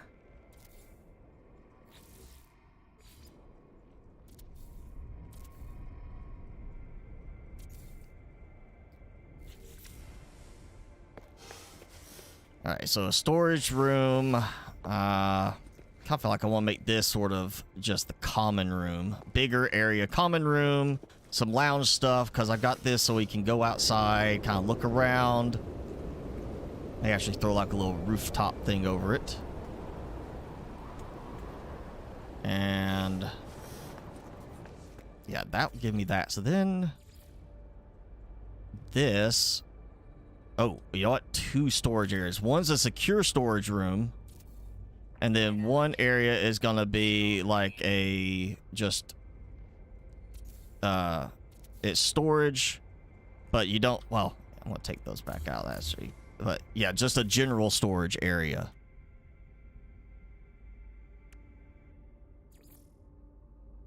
And then again, have something like over here in the corner, you know, create some kind of, this is the lounge area, the central area.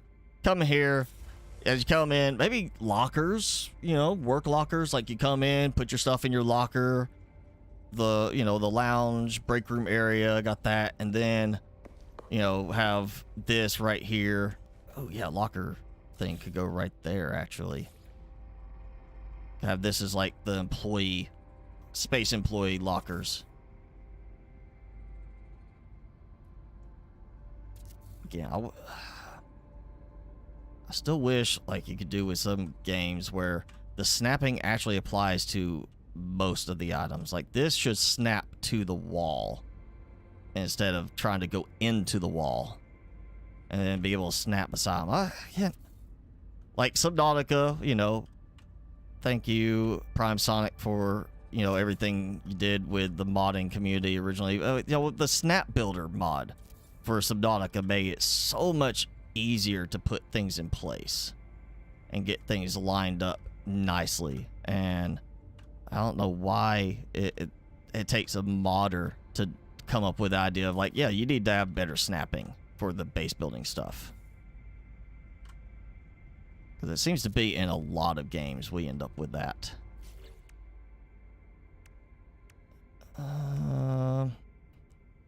Yeah, that should work. And then, oh yeah, storage shelf. I like that.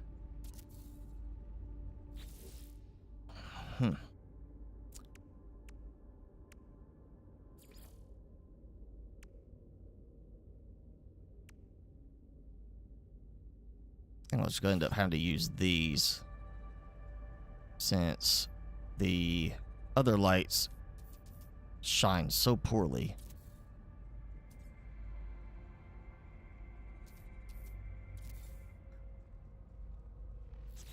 And just to make it convenient, I think, actually just, I'll do a switch.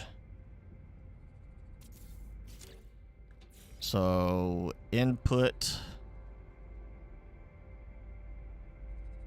to come off of this, and then when I rebuild that, all I gotta do is worry about a single connection back over to here to provide power to anything like these.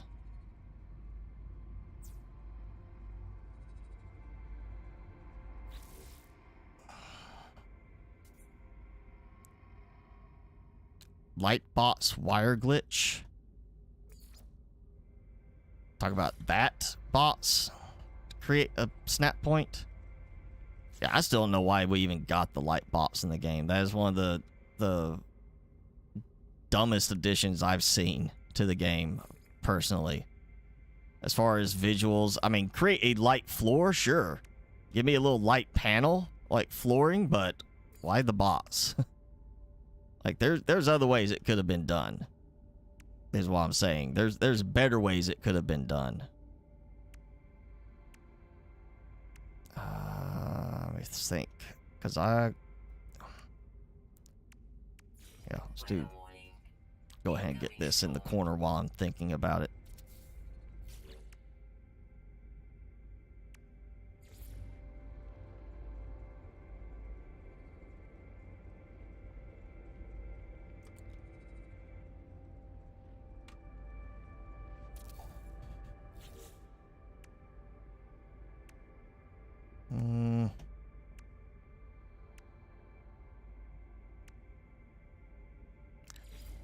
I don't know why you'd have a fireplace, but you know what, just for the little cozy lighting look to it. For now, I'll do that. Maybe, probably we'll take it out later. That's about that far over.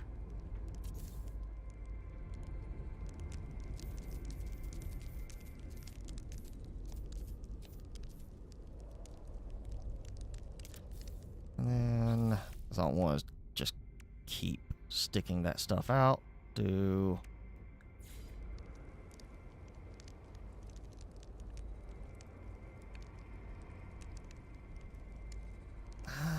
come on. All this time, we can't get a, you know, fine-tuned control for nudging. I mean, Minecraft's had it for how many years? And I would consider this a more involved game than Minecraft. Ooh, yeah, lounge chair. Gotta do a lounge chair while I'm thinking about it. We gotta put some of these out here. You know, come out, kick your feet up, type of thing.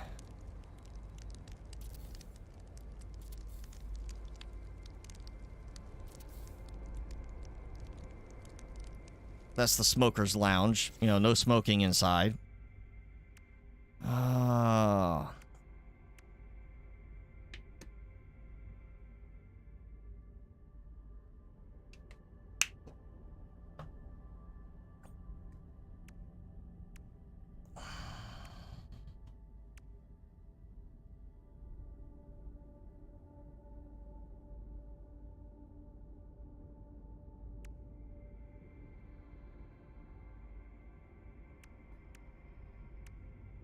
Yeah, we got at least have some plants around, I guess. You know, inside we got lighting up there.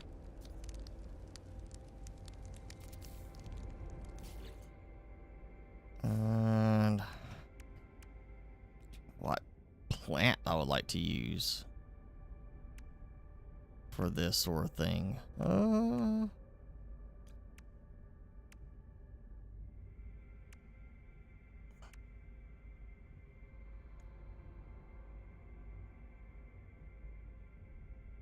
Bewitching cactus sounds like just a great name to put, you know, right here. Plus, it looks like sand in there, so.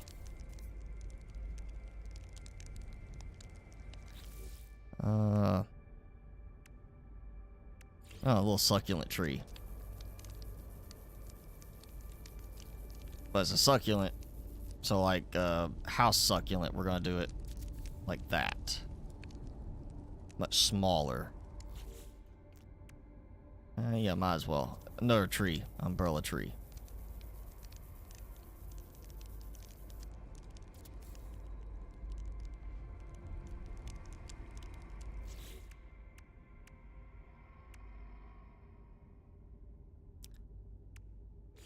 And why not a little decorative crystal in the middle? Table for reading your fortune. Or, well, great, yeah, glitches through. Okay, so that will be a different placement.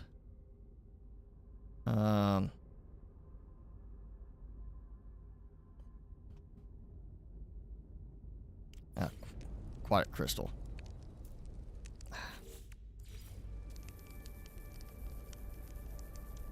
Yeah. Like that. Definitely gives a kind of a moody feel to it in the corner. Okay,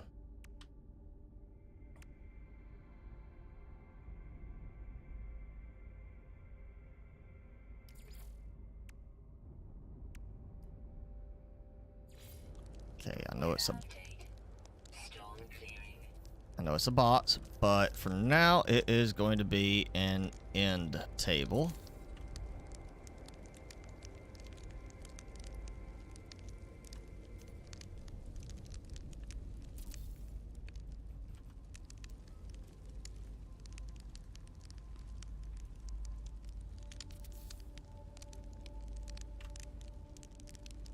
I won't worry about that because of placement until I take out the fireplace. I still think I might take that out. Oh, yeah. Go ahead. Somebody left their drinks out. Maybe the teapot. And, somebody else just, you know, had their flask with their little drink. I'm not gonna talk about what's in the flask. I'll just let them, you know, it's a workplace, so it's not supposed to be anything too, you know, non-work related. But you know, we're not gonna get them in trouble.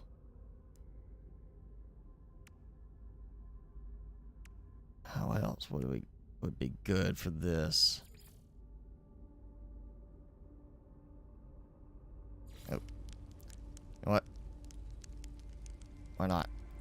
One of the few things that actually can rotate upwards very effectively. We'll make little table lamps. Actually, bring it back up a little bit. And same thing here. I'll take that other one out.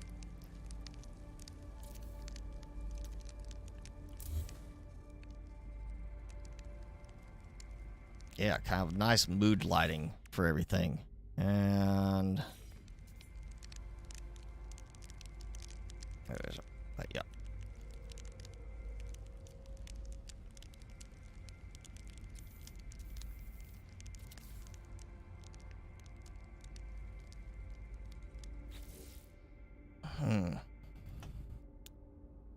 I think that works well enough.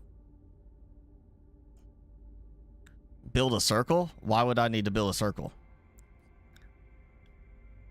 What do I need a circle on for this?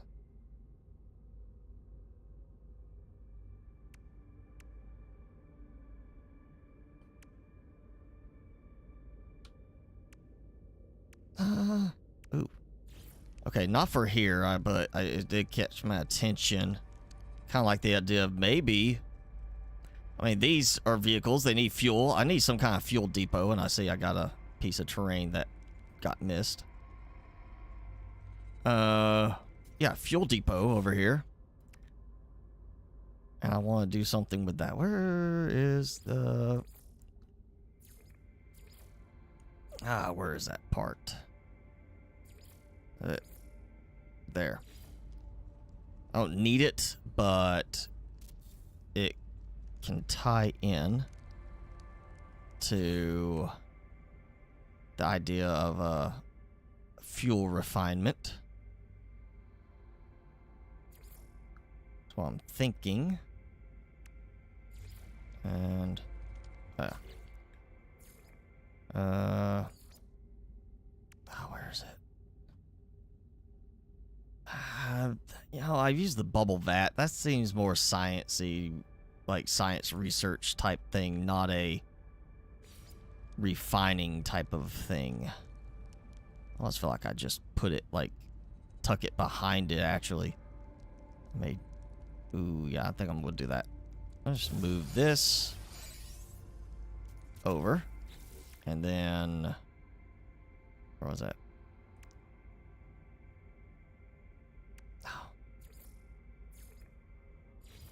I'll just go...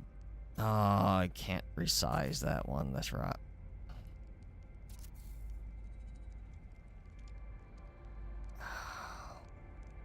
Oh, wait.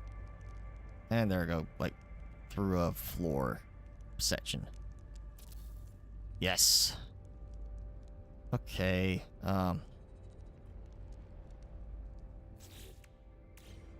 Let's take this. And I just need to kind of position it like that. Oh, it kind of does look like it's tied together. Not sure where it's going in the ground, but it gives me something a little bit more visual for, like, fuel depot production type stuff.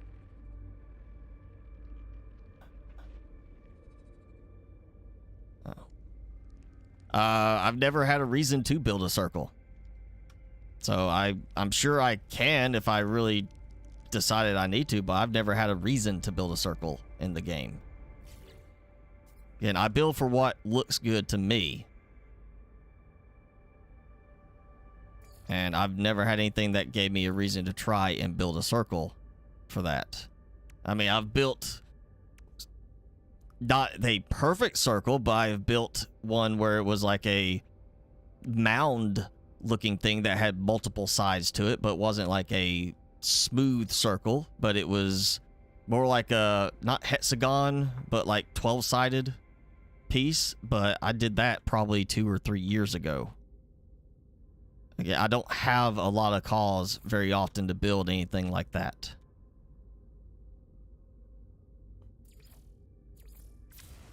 Okay, I am kind of like the coziness of the corner. I still wish the lighting was better in the game.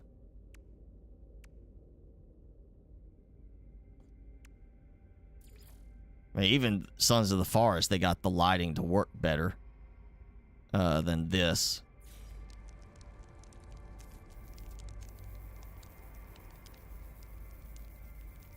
I just do it.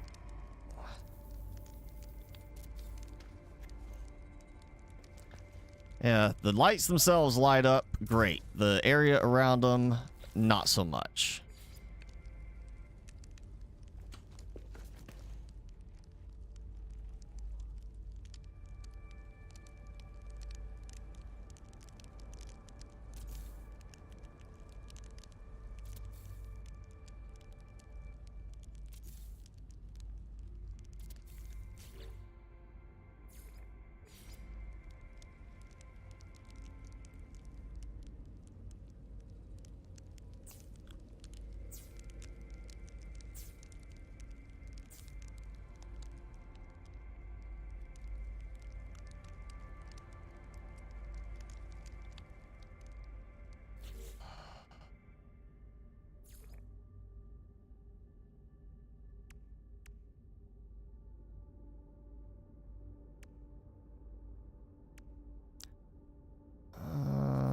No, I don't want to do those here. I'll do that in another spot.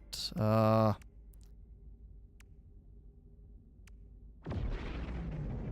something just came into the atmosphere right next to me. Ooh, actually, I could probably get by with a couple of these too. Maybe well, not centered because of that, but centered as much as it will let me.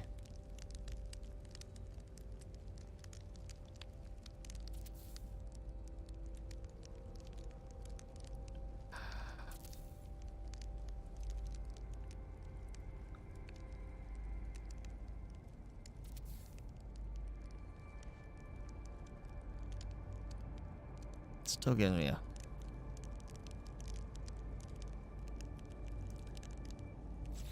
No, I know you see circles in architecture, but I've never had a need in this game, in the game of No Man's Sky, to build with a circle.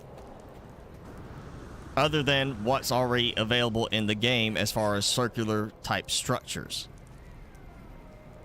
But going and using some glitch or doing some massive stacking of something to try and make a glitched circle, no, I don't have a reason for that.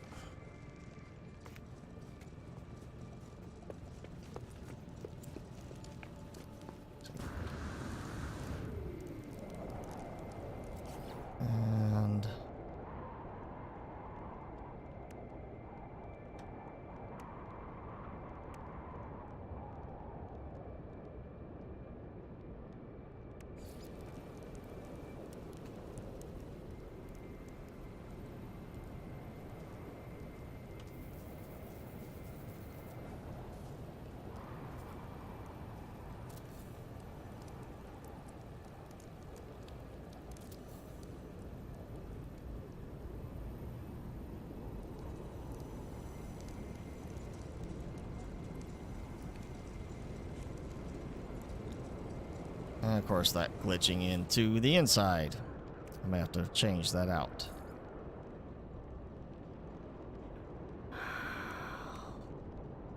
Oh, you know what? Something I forgot. This is the work lockers. This is where they clock in for their shift.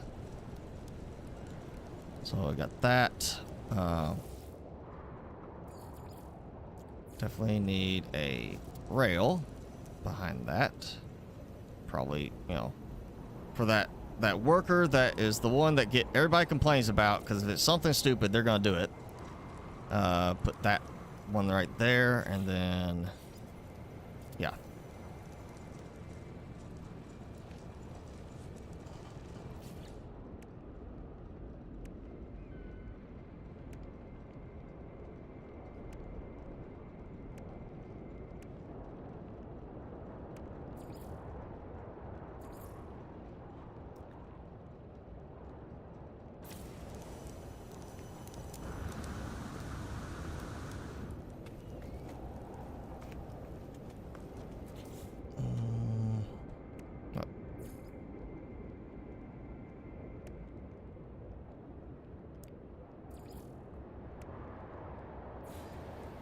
Go with this one for now.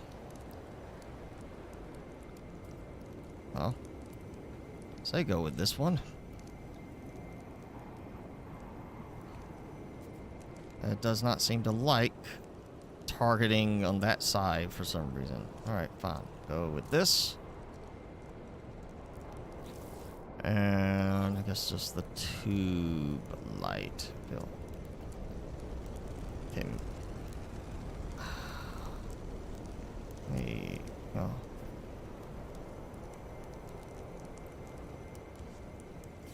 I need an overhang.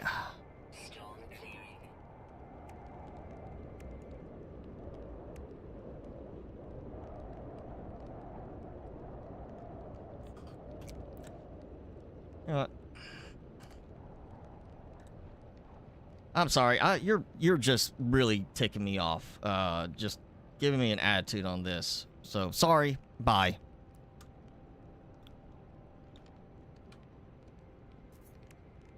Keep telling me to build in a certain way. I don't want to build. You're telling me, oh yeah, why not just build with the box and instead build circles? Maybe I don't want a circular structure. Maybe you should go and build the way you want and let me build the way I want. Go praise the structures you find so amazing that I've looked at over and over, even on Community Spotlight, and said, that doesn't look that good. That's not impressive at all. I've seen stuff on Reddit that looks way better than what goes on the Community Spotlight. So go do your own thing, Nemo.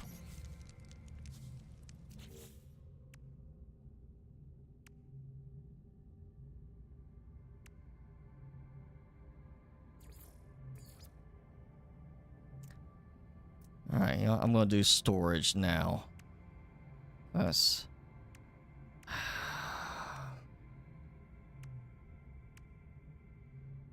what I'm going to do. Well, sure, canister racks. I'm not the biggest fan of canister racks, but this is, you know, fuel stuff here, so it might make sense that we have some canisters of some kind of liquid or compressed gas. That, of course, went too far back. That's why it's supposed to push against the wall, not into the wall. Alright, definitely going to do this. Both here and the locked storage room. Make sure it's not too tall. And a little gap. Get it centered.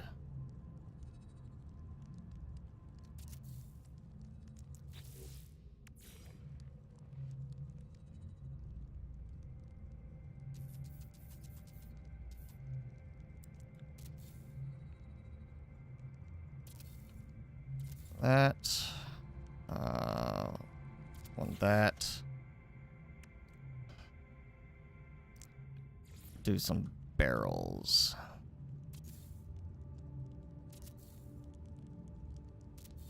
And a small salvage crate.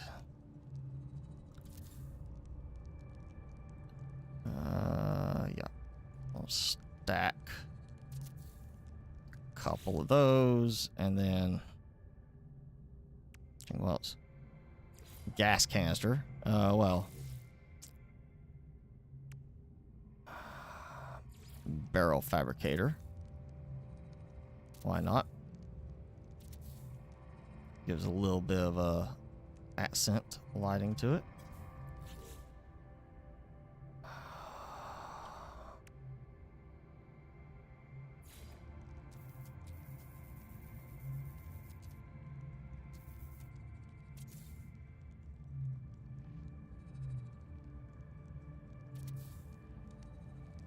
And of course it sticks through.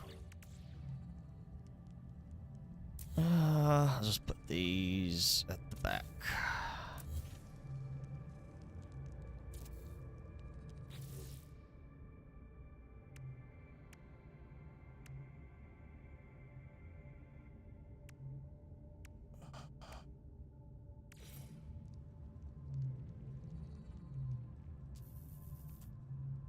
Actually, we'll do make that a smaller one because it is open, and then the tall.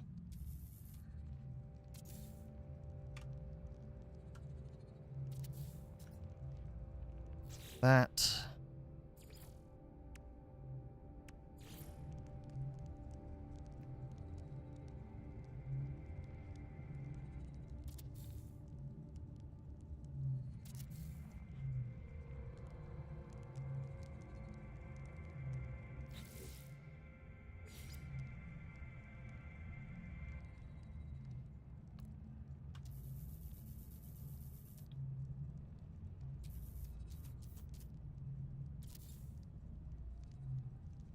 Okay, we'll take that out and make this work. And of course, can't keep the size the same. Has to reset every time.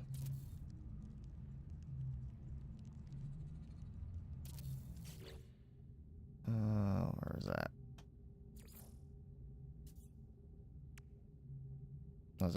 It was one of those. That's right. Yep.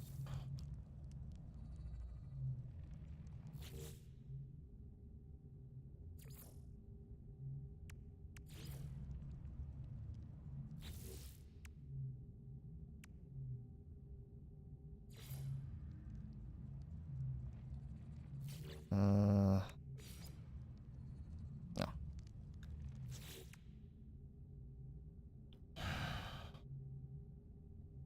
I guess that's gonna be it for right now. So the open storage area, and then we want the secured storage area, or what counts as the secured storage area. Where are we at? Wow, it's been only 2 hours. I feel like it's been longer.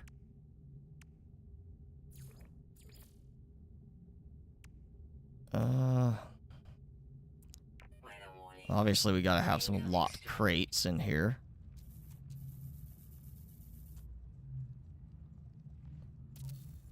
Even though secure storage room to me says, why do you need the crates themselves to be locked? But then again, you know, I'm sure some government facility somewhere, here's a locked storage room with a key code, and you still have locks on everything inside too. Well, you know, secure room, we'll put in some, like, drawers for smaller items that maybe don't need, like, a bigger, separate molded lock box.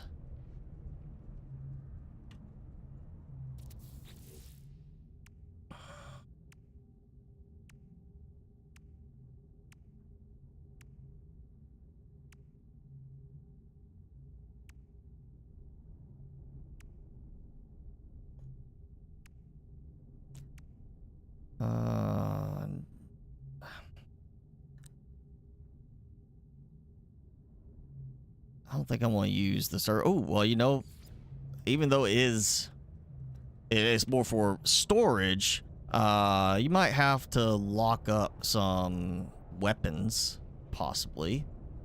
So maybe I should have, like, one of these. And again, now you got this, one of the walls where it decides to glitch in. So, alright, we'll just go with that.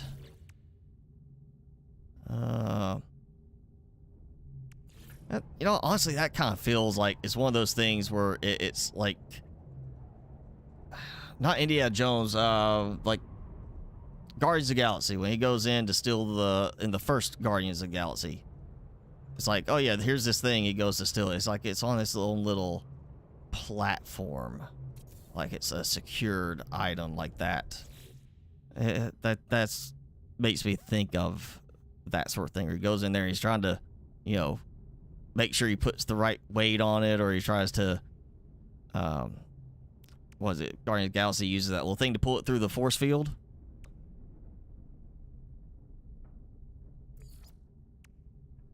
And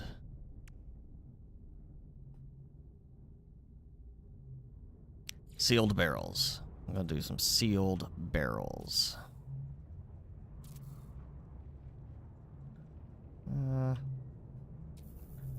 Smaller barrel.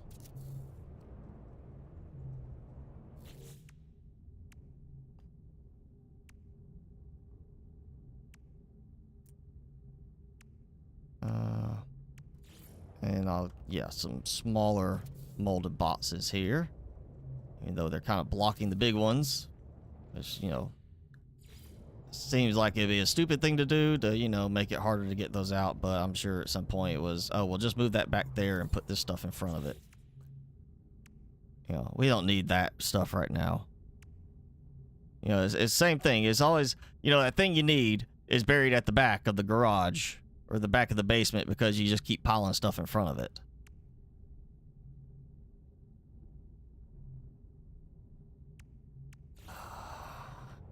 Then I'll do this.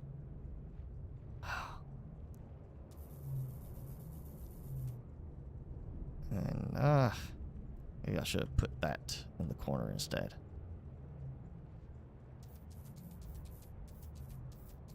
Actually, now I'm thinking about it.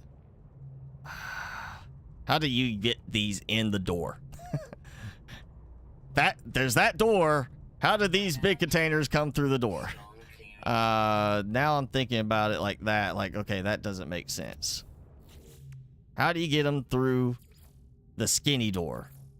That is much smaller. So I'm gonna have to go with, it's gonna be a power door.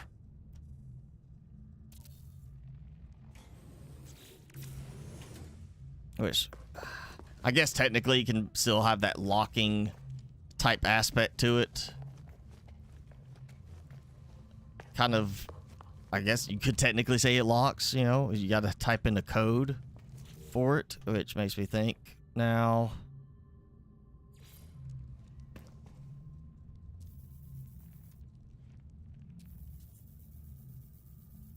Well, again, why they can't make this stuff fit right? Like, why does that stick out over something else? Why is it not a point where it can mount to it? But oh well. So, bio handprint scanner thing. Where am I building in Green Hell? Well, you saw where I'm building. It's along the river right now. I'm not gonna like travel and try to find like the perfect place in that. Like, you know, right now where I'm at in Green Hell is kind of like with Subnautica. You know, the start of it, you're not building the base you want. You're building the base you need just to get going. So I'm gonna build like the base I need to get going along the river, and then I'm gonna expand out, find you know, have supplies, carry stuff with me, and get to another spot, and then start building probably a treehouse base. I do want the water floating base, so I'm probably just gonna build from where I'm at in the river now, unless I decide to take it further down. I don't know, I might do that and then build like a little path to the water's edge. Right now I want to build so I don't get attacked by natives. That's my next my main focus right now, is what I need to build in order to be protected from natives trying to attack me. And then I'll wander over to one of the other places I've built in the past. I'm still not 100% sure where I want to build second. I'm trying to remember all the places that I could build for, like, what would be a good spot for a treehouse area. There was that, I want to say it was a waterfall there, but I could be remembering wrong. But it was that area that it's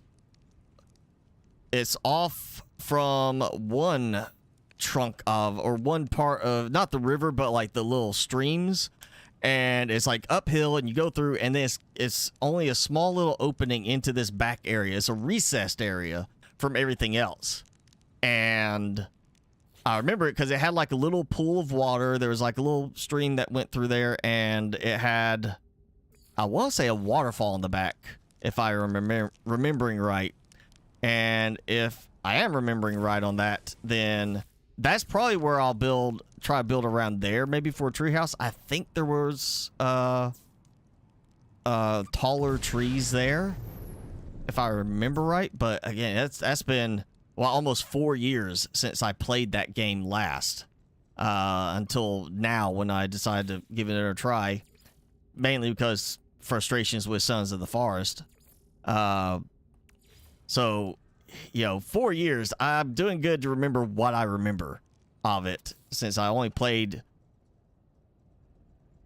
you know, during early access in the survival mode, and then did one time through the story and didn't feel like going back to it till just now. So I really now I want to build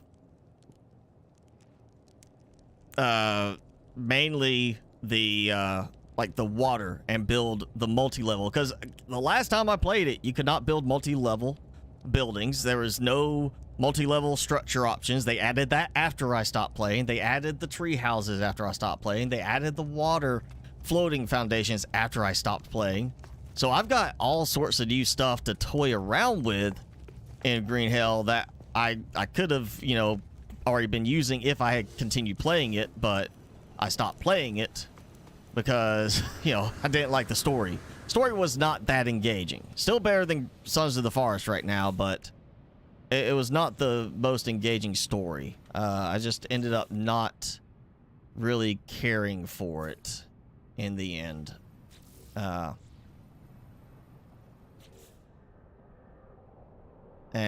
know, when they started adding the new stuff, like, okay, I remember seeing they added the multi-level building. I was like, oh, that's great. But that's not enough to get me back into the game. Because, let's face it, it is a tedious game to build in, especially if you want to build something really big. But after dealing with Sons of the Forest for a while now, I'm like, I think I could do much better in Green Hell than how I'm doing with Sons of the Forest.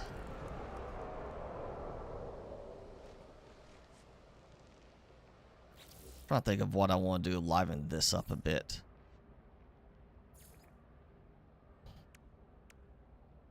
I need something out here. Top side. So it's not just a flat platform. I need it to have something that makes it more visually distinguished. And I know what I want, what I would build if I had that in the game. It's basically a hydroponic tray without the lights above, just the tray where you could put the plants in and not have the overhanging lights. I want something like that. Just something that'd be like, here's some small plants. I know I got the terrarium, but it's not what I want. I want similar to that, but I don't want like that. I don't want it to be like, here's all these little creatures just wandering around. I would like it to be, I want to have like just a small planter box type thing. Like, what is it? Green Hell's got a small planter box, like a nice little planter box that you can make. So that would be like perfect for right here. You know, that sort of thing. That kind of setup for this. You just build a little planter box. It's got some dirt in it. And that's it. Get rid of the top of the tray. That's really all I need. And maybe the dividers. Maybe just one big box. And unless that's been added and I just hadn't seen it to unlock it, I don't think that's in this game. Caimans can still get you through the floor in floating houses. I mean, I could get it if they break through the floor, but I'm assuming that's more of like they just can attack you through the floor like a glitch, which I'm more worried about. Kind of like worried that where I have my stuff now, the natives will end up just glitching onto my platform and then just walking right into my base without, you know, it being a case. So it's in the water. I'm worried they're gonna just glitch onto the platform somehow.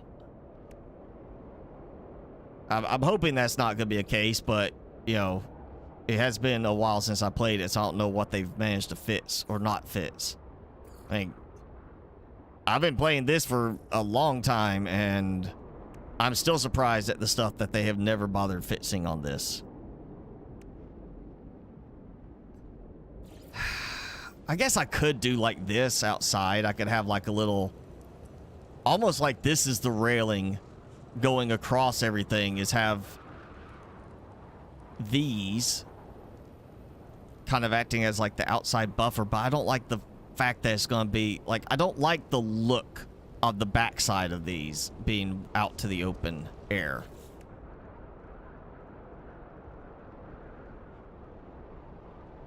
That's why if I had something like just a dirt box that you could plant in. For outside, it would be great. I'd just go and do that.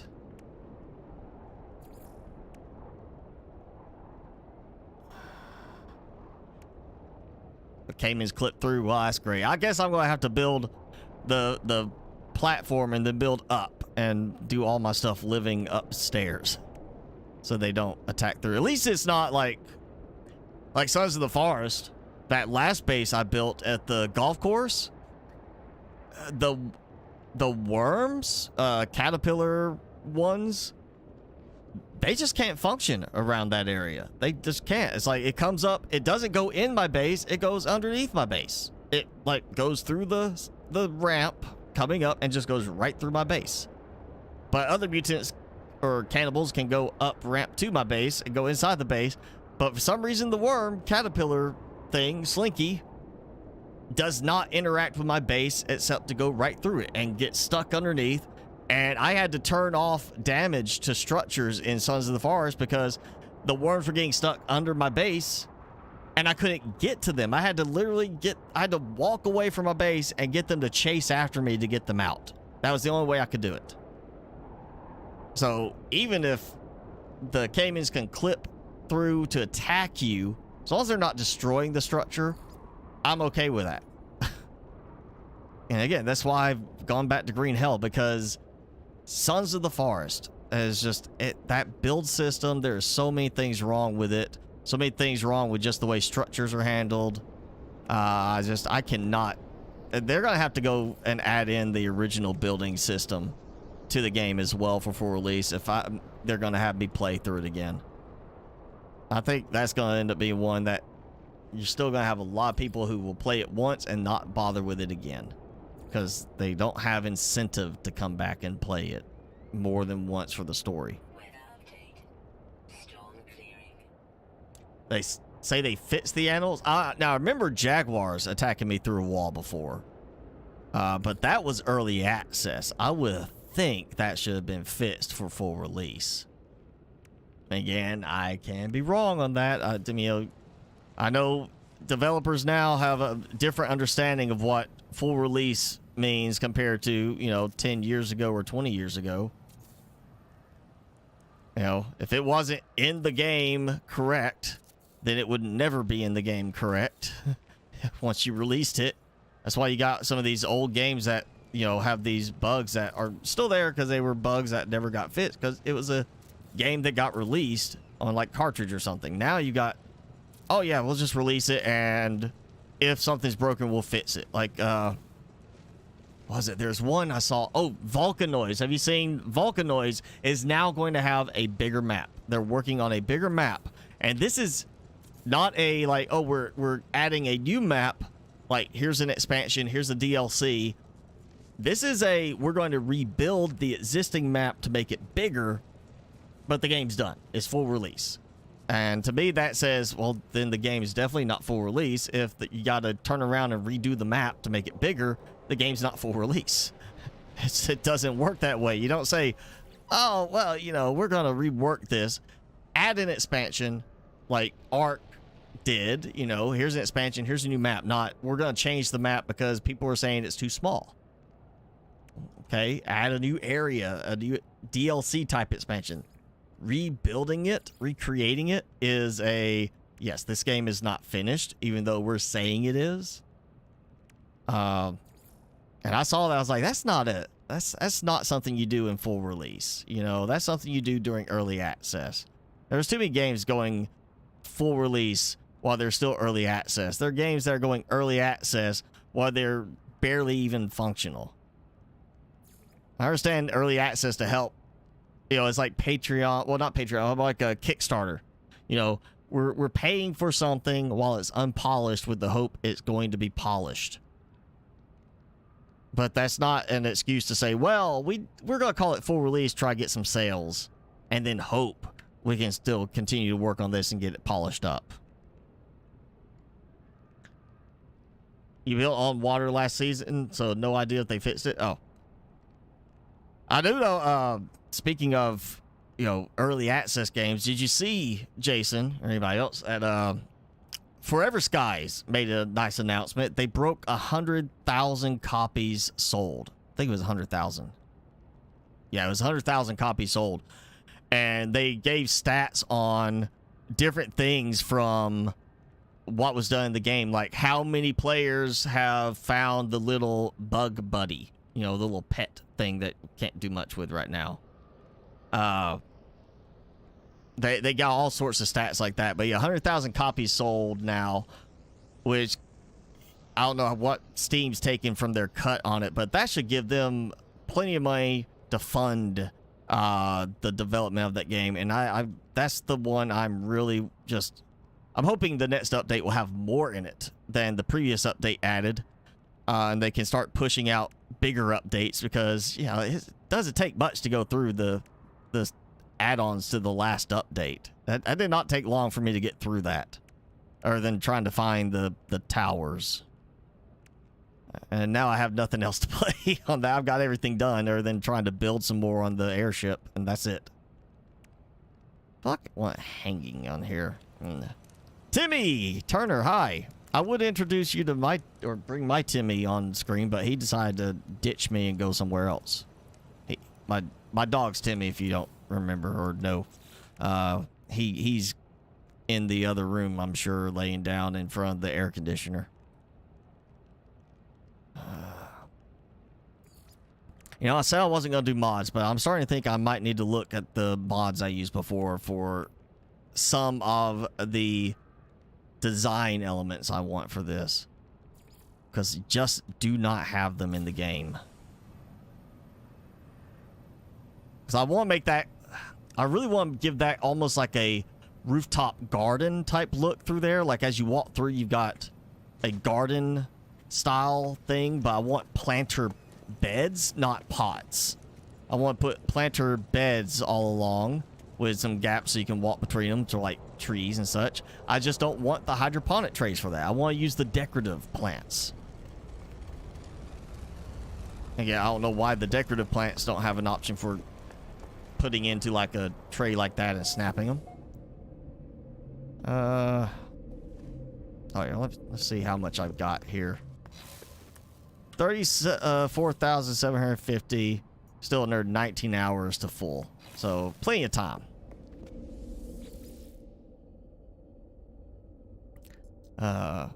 What's that? Yeah, go space station. So I'm pretty sure I still have enough supplies for everything, because most of what I was using was ferrite dust. And oh yeah, I forgot I got a lot of, started refining some of my activated indium for chromatic metal, just because I wasn't getting very much luck buying copper anymore. For some reason the copper dried up on purchases here. What did I run out of? Oh, that's ferrite dust. Yeah, that's what it was. I'm using up some of my ferrite dust. Somewhere there. Yeah. That's what I was thinking. I know I've got something that I'm probably like eating through. Still plenty of metal plating at the moment, so I don't need any of that. Just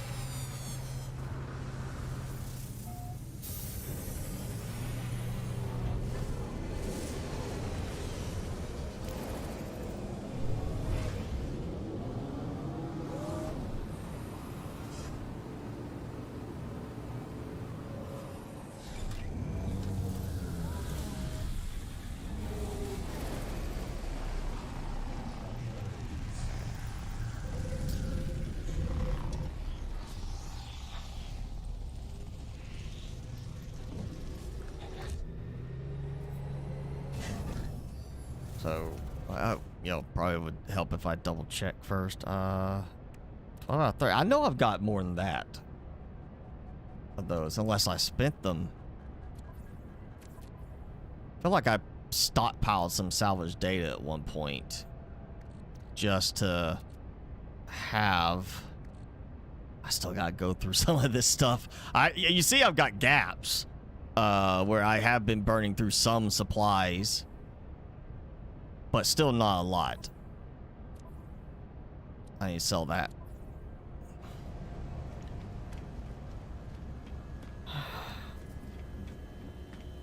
Oh, and I gotta remember to go do my, do all those later. That's a bunch of quicksilver.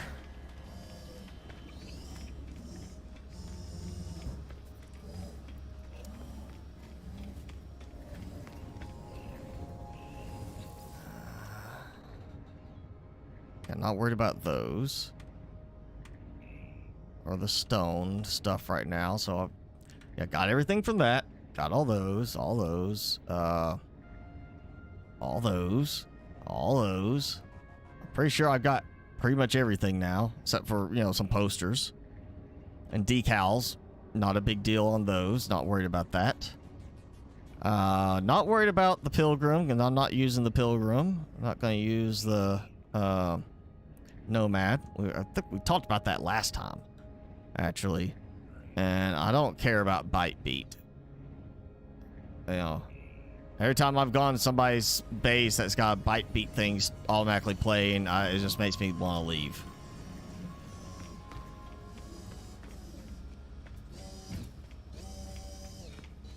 Alright, so I've got everything unlocked that I can really make use of for this.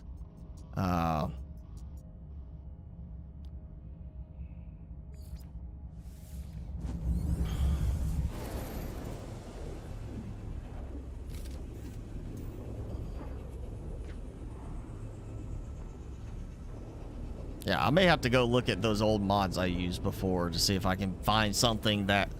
I'm gonna look, see if they actually have what I want to use before I start making use of the items. Because I did that on that last game save where I had a base that was... like 70% of it was using modded parts, and then an update happened and it broke the base. And even after restoring the mod, it did not restore everything properly. So... glitches are one thing, mods are another. That's why I don't like using either of them if I can avoid it. Because, especially on games that still get regular updates. Like, well, we were talking about it before, or maybe Felonious. We were mentioning it about, you know, Subnautica. I would like to get back into Subnautica. And I've still got people asking me to do FCS mods for Subnautica. The problem is, FCS mods don't work with Subnautica 2.0. So the whole selling point to get back into Subnautica so I could build with the large rooms from below zero, can't do because the FCS mods don't work with 2.0 right now with the Living Large update. A lot of the mods actually went through and looked and found a lot of the mods I want to use. Some of them had updates. Most of them did not have updates for 2.0. And good luck finding an updated one for 2.0, because some of those, I went to 4 different places trying to find updates for certain mods, and there was just no updates for them. You know, 2.0 Living Large update really fragmented things even worse for Subnautica modding and below zero modding. Now, FCS are working on the below zero version of their mods, and if that comes out, I'll do below zero with it. But yeah, most of the mods I want to use or we're using on Subnautica are broken right now, not compatible with 2.0. And is that sort of thing. That wasn't even getting like regular updates. Subnautica was like, oh hey, by the way, we retooled this and we added this stuff backported from below zero. Here's an update. Took a while to get that update out. It wasn't like No Man's Sky where we get updates all the time. Which is why I'm hesitant on No Man's Sky for using mods, because very well next update might break it.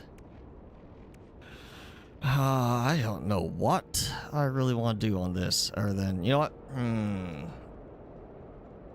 Okay. Can't do... I could do open air with this. I don't like the way it looks with the backs exposed. So this is one of those things where I may have to do some trickery to get it to snap in the right way. Just to see if I can get this to snap in here like that. Yeah, okay, so I got that. All right, so maybe I can make that work. I might have to take some of these out. But what I'm thinking, and actually I may take all this out. And we'll do it right there. So go like this and like this. Actually, take that back out and put that in there. And now what I'll do is take these, which probably is going to mess something up in the end for me. I'm expecting it's going to mess something up. But I'll do this. Put that back in. And then I'll just, you know, probably should have done this anyway because of that secure room. So now we got that. And at least gives me a little variation there. Well, I'm thinking... I already did that one. We'll do this one. Like this. I think that's what I use for the floor. Oh.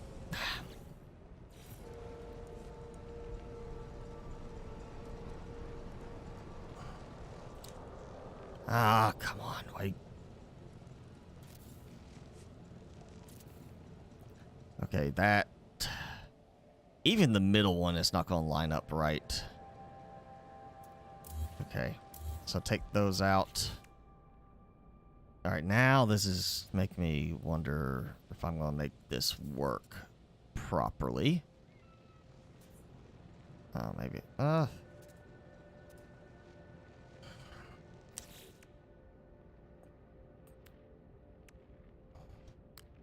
is an interesting idea. Try and do this. But now the problem is getting it to line up correctly on that. I'll go do...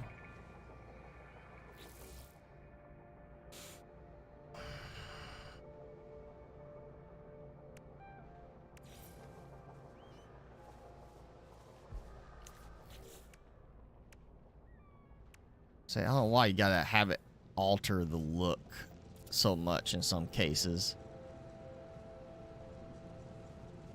Okay, so we do it like that kind of thing. And now it's... Can I make this work? Oop. Okay, still it runs into that problem with the overlap.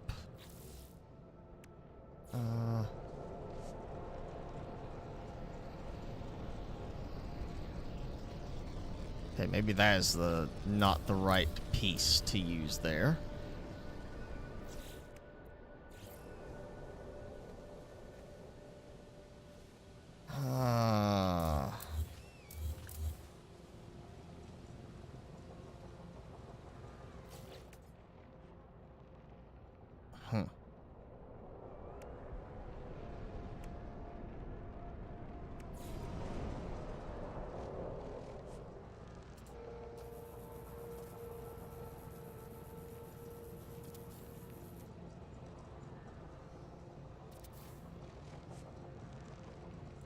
Well, then you end up with, again, that ugly overlap. You know, if it would, like, merge them together into a seamless side, it'd be great. And I can't remember what game it was I saw as doing... Oh, I don't know, there's another one that, you know, is still early access getting updated. Colony Survival. They're actually adding in rooftops that it looks like, you know, you're getting...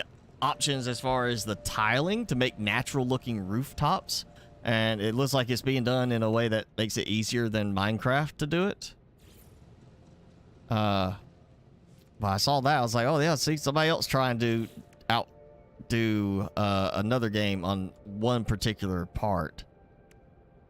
And you know, for the fact that you could build the walls and they adjust as you build up, as you connect things in, I would feel like the roof panels would do the same thing. You connect them, and it should merge the seam in the middle, like by default with the game.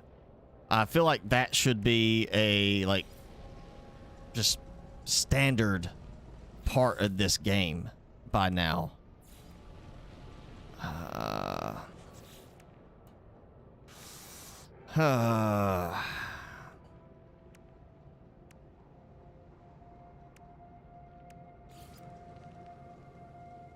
Trying to think of how I can make this play nice for me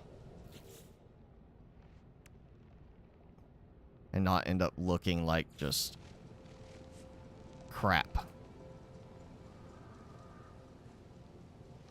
I mean, I know that's easy enough to make it work.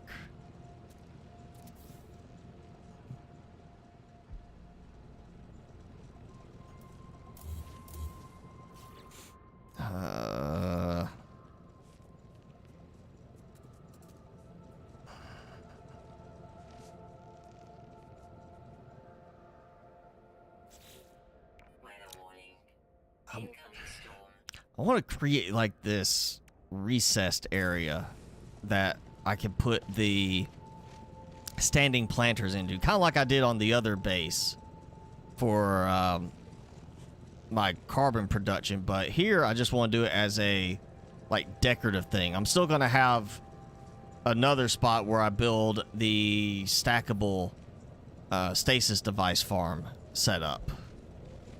But for here, this is meant to be more of like that cosmetic element. This is...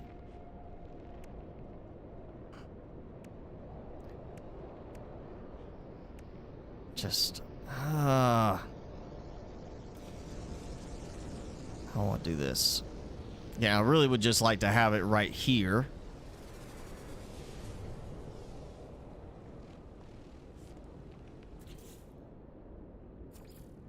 Okay, why does that suddenly change?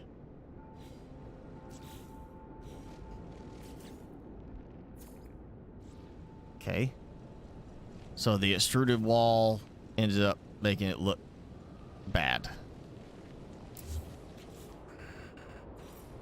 Because, again, the way it, like, merges stuff together. So, yeah.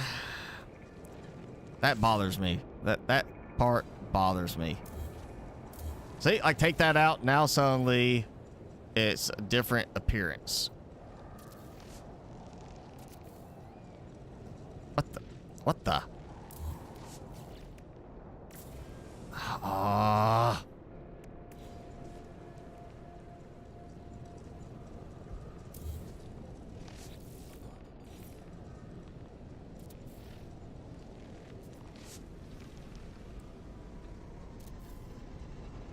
And it's still doing it. Okay, so it's doing it on the sides because of those. So my trick here is going to be this, right? I do this, and it's not doing anything. So I take those out. Ooh, and that... yeah, didn't notice. It looks fine from one angle, but not from the other. Okay, so now it looks... again, that weirdness. Why they do things a certain way. They can actually do the thin walls to kind of frame it in a bit. Oh.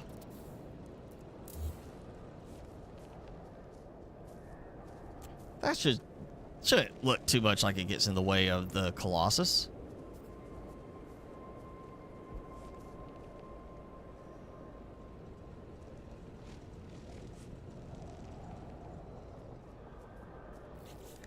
It's going to be offset from the other structure over there, from that tower, but I'm just going to, yeah, skip the paving for now and use this, and I'll do paving in like some other completely separate part that doesn't affect the main layout.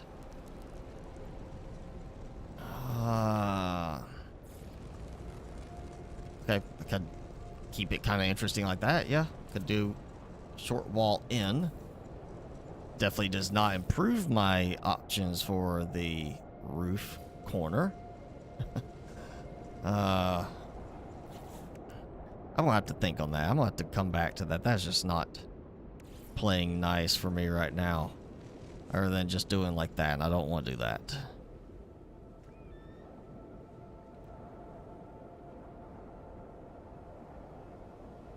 This I am going to take. I mean, well, technically this is going to come out too.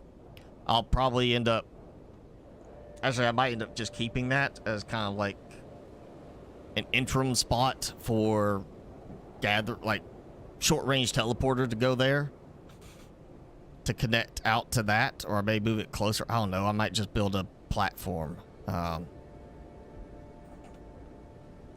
Be great. Again, if the stuff would snap more evenly in this. You know, imagine Minecraft if you had the whole blocks, then you had 1.5 blocks, and you had 3/4 blocks, and they all snapped at different sections. How frustrating that would be in that game. And that's pretty much what we got here. Certain things just snap to this size, or one snap to this size, and they snap this way, you know, so it's not an even snapping on certain things as far as the alignment. And maybe I could get this to work afterwards anyway. If not, that's too much work. I'll end up just having a weird looking little connector. But my idea that I have changed, because I don't want this to be a straight just vertical tower and it's just big towers everywhere, is what I'm going to do is I'm going to build another spot that may be like the hub type spot, the central point of the entire base.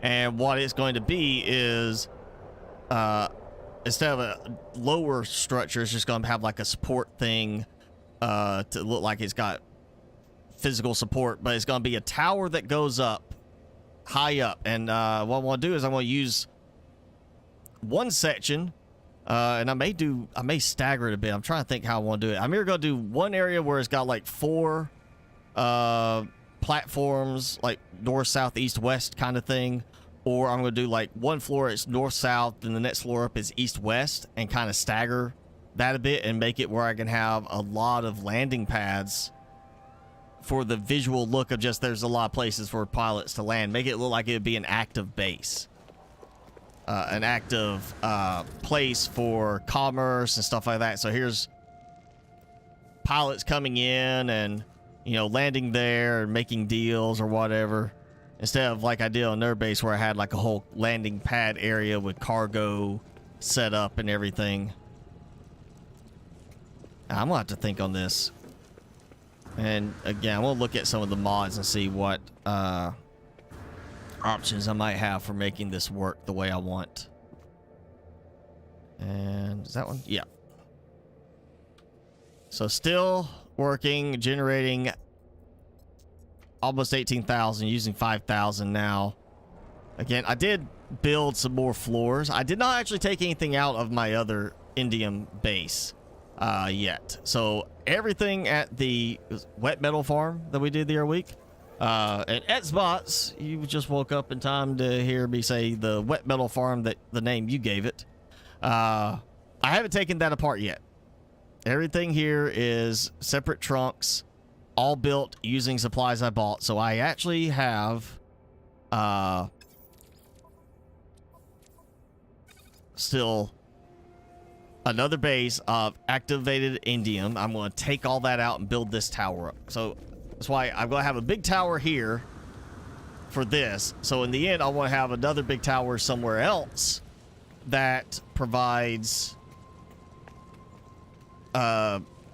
you know, a central hub for like landing, and I'm gonna have teleporters there to teleport to different spots around the base, sort of thing.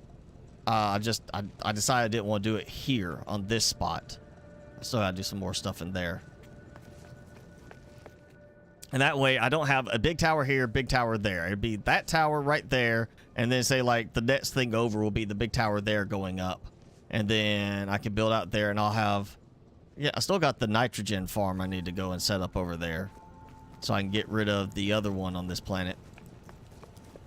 So let's see where we're at. We still got time. Samiadin, you're late to this, so you're actually just talking about this maybe a matter of what, less than 10 minutes ago, maybe 10 minutes ago. That unfortunately right now I'm not, you know, the mods I want to use are not compatible with Subnautica. Subnautica 2.0, the Living Large update, which added the large room stuff from below zero, broke a lot of mods, and a lot of those mods have not been made compatible with it still. And there's modders that are just not updating their mods for other reasons, but the mods I want to use, I can't because they're not compatible, and as a result, I have no incentive to play Subnautica right now because I can't play it using the mods I would like to use. And I have definitely no interest in playing vanilla Subnautica right now because I can't. There's not enough value in vanilla Subnautica now. I'm too jaded with the mods. The mods have made it too good, too much better that I can't imagine playing it without mods at the moment. So sorry, no Subnautica content until either the devs release something that improves the modding aspect to make it easier for some modders to port things in, or until some of the modders get around to porting things in.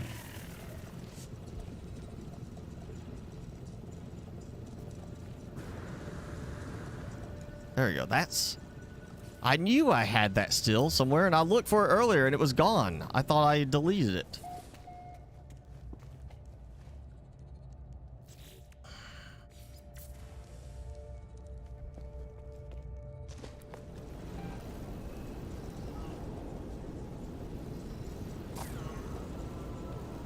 Oh, get out of here, little sentinel.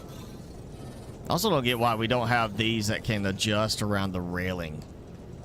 Like, or as a railing for this. Like, why can you not just have it automatically, you know, change access to go with it and, like, follow it? Why don't we have rails for that stuff?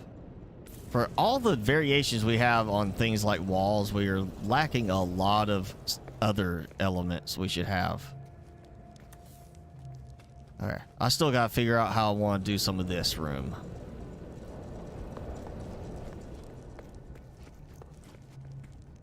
And that. Still more decorating to figure out.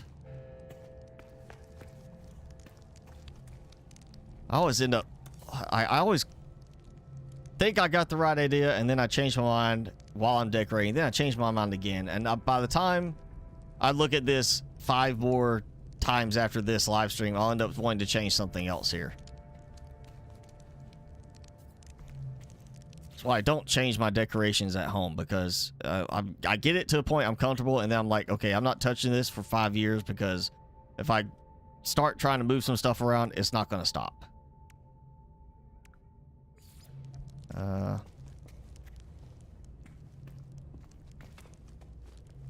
Yeah, I gotta throw some... I don't know why you'd have some timber shelves there, but maybe they want to take, like... Maybe they got, like, some work boots or something they want to put separately there. Alright, see ya, Samaiden.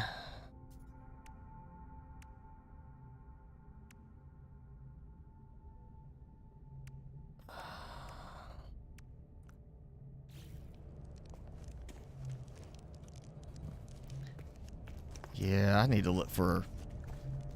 You know, I can't remember if it was on there or not. I know one of the mods I used had some really big wall structures I used to build. And there's one... That was part of the reason why the base broke with an update, was some of the floor pieces I used were extremely long, like meant for like racetrack type stuff. But they were really long. It was one of those really massive bases that I built a big... It was...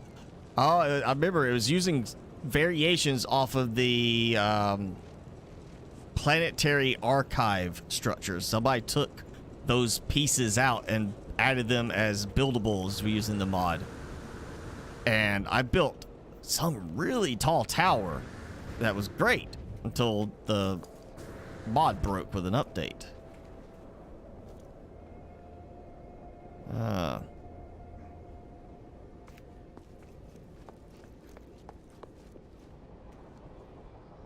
That doesn't look that bad with the outside because of the walls having some lights on them, but still not great.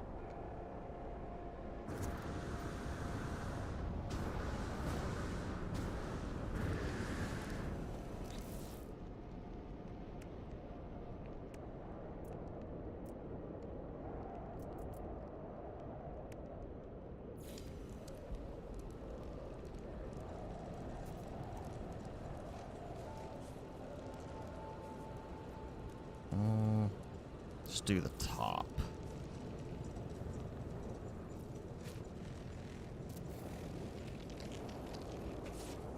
And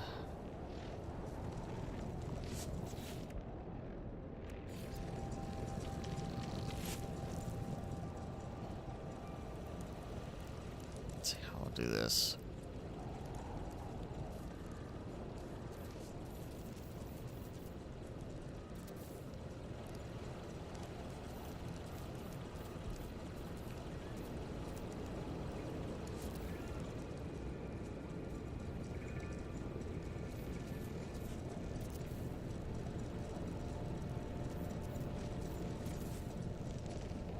Well, we don't want to put it on the very edge one, but I guess I will.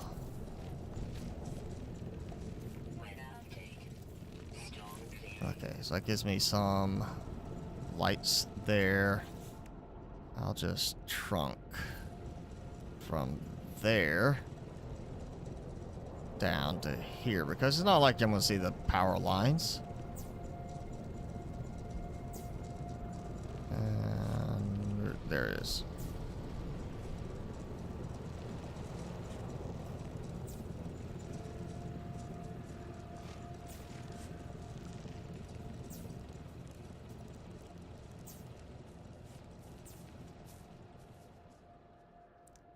May not actually light up everything down below, but at least gives a little bit of visual light in there. Let's see if actually,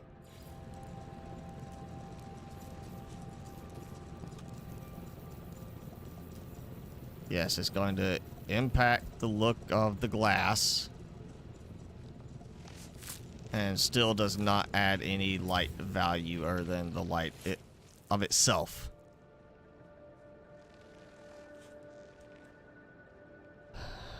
Well, it's unfortunately with the way what happened to Subnautica was a combination of elements. First was almost every mod was being hosted at Nexus Mods. That was the core. That was the Nexus. And Nexus Mods made their change, which worked great in terms of the idea of like mod packs for certain games like, you know, Minecraft and such. But you know, a lot of the mod packs are maintained by certain modders that like they maintain the mod packs to make sure everything's compatible. And the way Nexus Mods was going to do it was allow for people to make their own collections just by pinning stuff, basically like almost like a playlist. And so I could sit there and say, here's my collection of mods that I use, and then you go download them and they work, but then one mod updates and it stops working.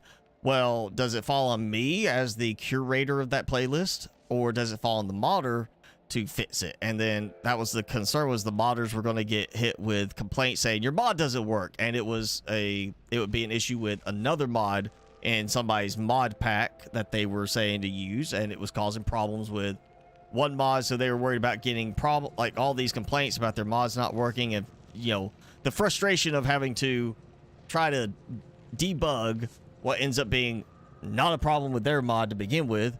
That and the restriction that you couldn't take your mod down. Like they basically Nexus Mod saying, well, once you put it up here, it's ours. You can't remove it. All they could do is hide it was the thing. And so you got a lot of modders that stopped updating their mods on Nexus Mods. They started trying to move them elsewhere, which is why everything's so fragmented. You have so many different places you can find mods.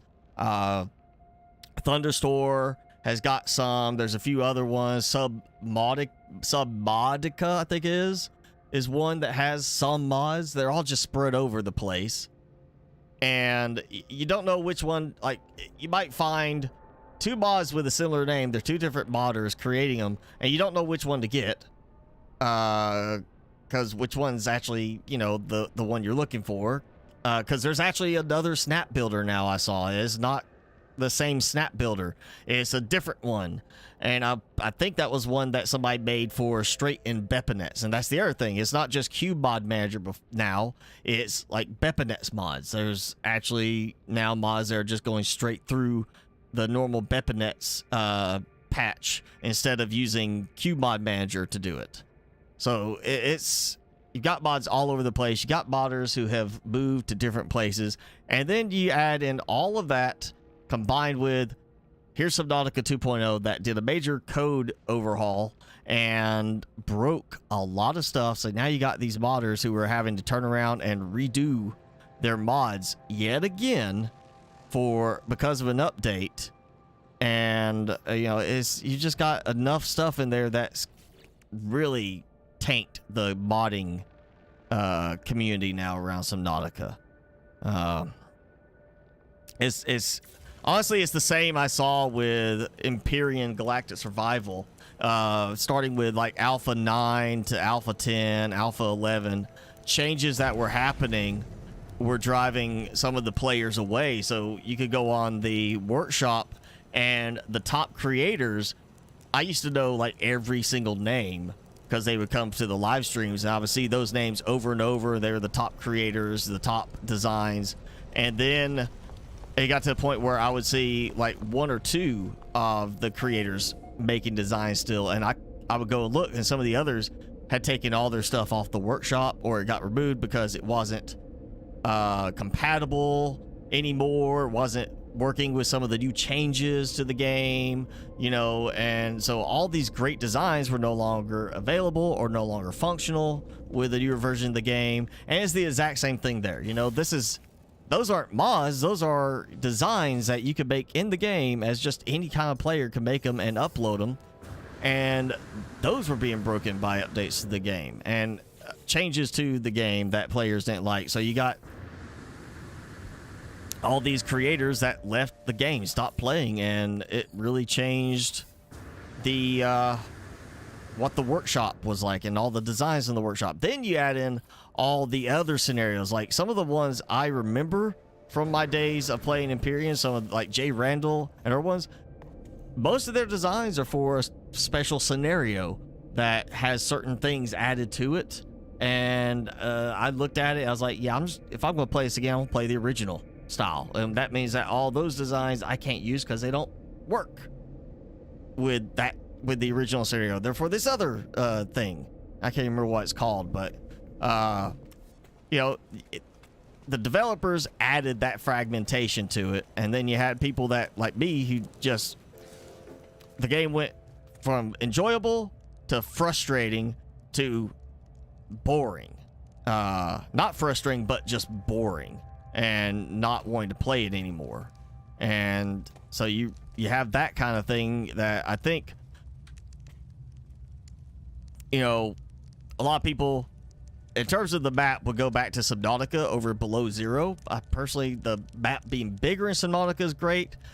You don't deal with so much dry land in Subnautica, whereas Below Zero, that was one of the biggest problems for me. But, you know, it still comes down to the core content. You know, you're going to have people that like one or the other. And this isn't the first time with Subnautica that's happened. You gotta remember, there was another update at one point. I can't remember what version it was, but another one that broke pretty much everything, including QMod Manager itself. And it was like no mods would even work at all. And remember, Prime Sonic and some other mods were working hard to get QMod Manager fixed so that then other mods could work or start being fixed. And you know, that's been a recurring thing, which is why I think, you know, yes, the mods can break with it, but Ark did the right thing by making it where mods are built into the game itself, where you can go in and load the mods as you're loading your game. And it should be like that. Like, you know, don't make people work around to do mods. I know developers are like particular about this stuff because, like, one, mods can introduce problems that they can end up getting bug reports for, and it wastes time. I get that. Two, you know, some modders will change stuff in the game and it goes against the developer's vision or something like that. Look, forget that. Stop making people hack their way around stuff to play the game the way they want. Just make mods a part of the game. Build a framework into the game for mods. It's fixed. It's part of the game. So when you do updates, you maintain that framework. And then that way people can play the game the way they want. If they want to add a certain mod, they can. And then when somebody puts in a thing like, oh, hey, hit F8 to report a bug, the first thing it does is it marks in that report if they are using mods and what they are. You just have that be part of the report. So the developers can look at it and say, oh, yeah, you're using mods. Well, here's your problem. It's this mod that's causing your problem. And save their time on that, and you're still giving the player the option to play the way they want. And that really is what it comes down to. That's why I stopped playing Empyrean. Was Alpha 9, they made changes to it. They said, this is the new way to play it. This is the defaults for it. And just basically negated a bunch of different play styles. Like, if you wanted to play like this, sorry, that doesn't work anymore. And they retracted and went back and added stuff and made it where you could turn certain things on, off, and made certain things not the default, you know, anymore. But, you know, it kicked me away from the game when they did that. Made me seek out other games. And now when I've gone back and played Empyrean, it's just boring. Like, I'd rather play No Man's Sky because there's more going on. Yes, I can't design a custom ship in No Man's Sky, but it's a more polished game. There's more going on. Combat in Empyrean is horrible. Worse than it was when I remember playing it early access. Way worse than what combat is in this game. Actually, what was it? There's a game I saw something about the other day, and I was looking at, and I know I need to reach out to him. Excalibur is one of the guys that used to do stuff in Empyrean. And did a lot of designs I featured in my videos in the live streams. And I know I saw he's got this game, but it's Spaceborne 2, I'll say it is, or maybe Starborn. Hey, hang on, I'm gonna look real quick. I bookmarked, or I wish Spaceborne 2, yeah, Spaceborne 2, and so there's a Spaceborne 1 I never heard of. And apparently, from what I've gathered, this is a game from a single person. This is one person developing it all. And if you look at this, and then you go look at the promo stuff for Starfield, it makes you wonder kind of where all the development effort has gone into Starfield. Like, seriously, go look up Spaceborne 2. It's B-O-U-R-N-E. Like European spelling. From Bourne. I like Bourne Supremacy, like the movies, you know, Jason Bourne, like that. Look it up and watch some of the stuff about it. It's got base building, and I believe it's got like ship building to a degree. I haven't gotten, like, I'm really kind of starting to read more on it and try to watch some videos on it, decide if I want to get it. It is early access, and it's kind of like No Man's Sky. You got space combat, stuff like that, but if it really is a single person developing it, I'm sorry, Bethesda's got to step it up, because looking at it, yes, the graphics are not as smoothly polished as what you see on all the promo stuff for Starfield. But if it's one person making this game compared to Starfield by a large company with teams of developers, they're going to have to step it up. because that Spaceborne is looking really good for it supposedly being a single person developing it all. And that's, I've got to do some more looking because I'm really thinking about trying to get it and try it out because it looks like it's got plenty to do. I'm just kind of, I don't want to get into another Empyrean situation where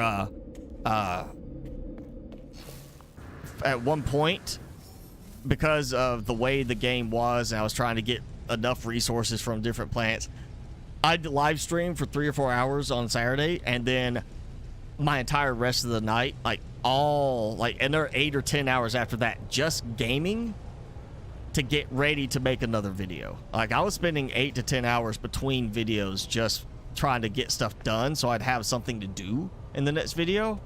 I don't have time for that anymore.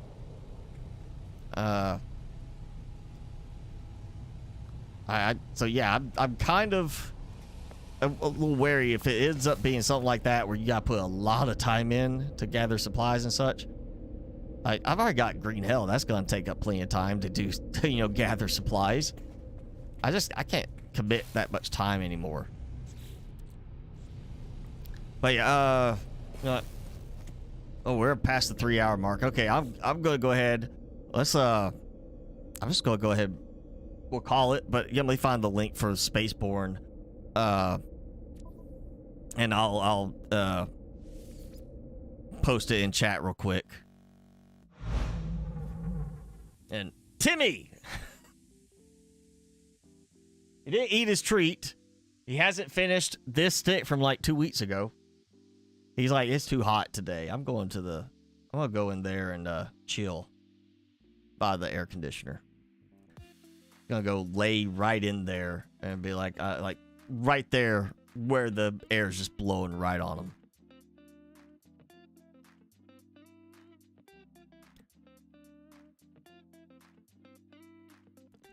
All right, so let me get this. Yes, Spaceborne 2.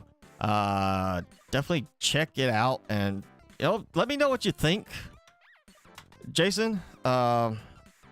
S-Bots, Felonious, Sidechez, if he ever makes it. Let me know what you think, because I really am kind of like really interested in this. I feel like it could end up being a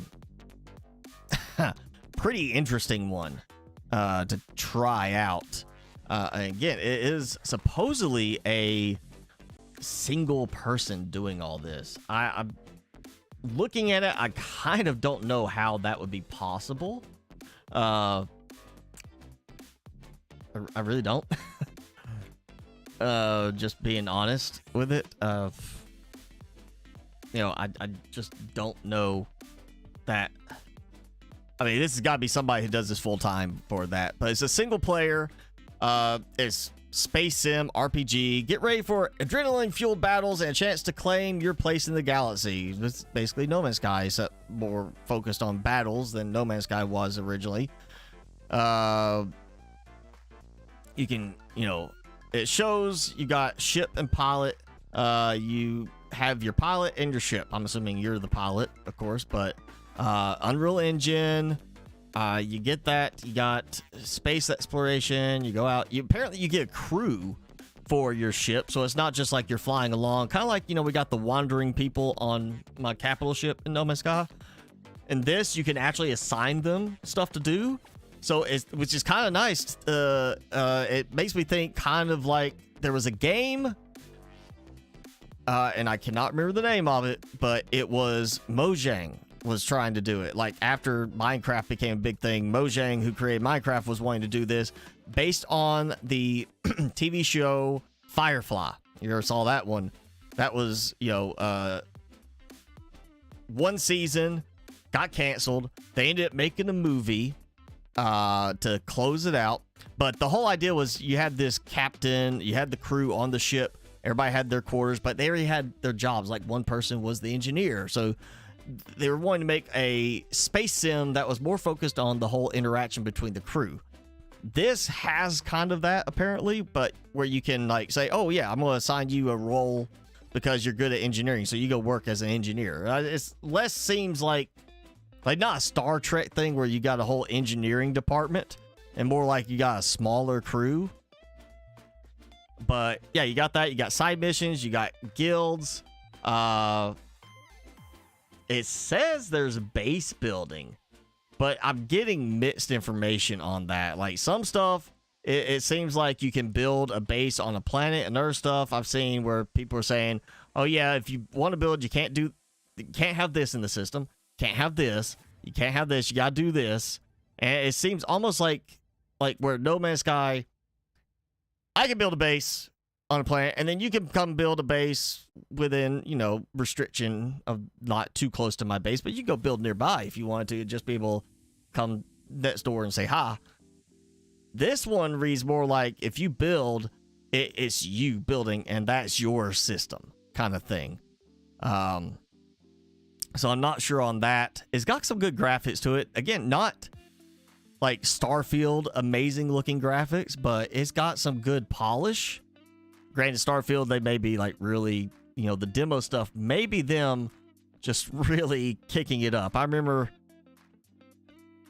this is still one of the funniest things for me, is because I grew up using Apple computers, but Halo, Microsoft's big thing. Halo was originally being developed as a Mac game, and after Microsoft bought Bungie to get Halo, they were doing a demo of Halo for the Xbox.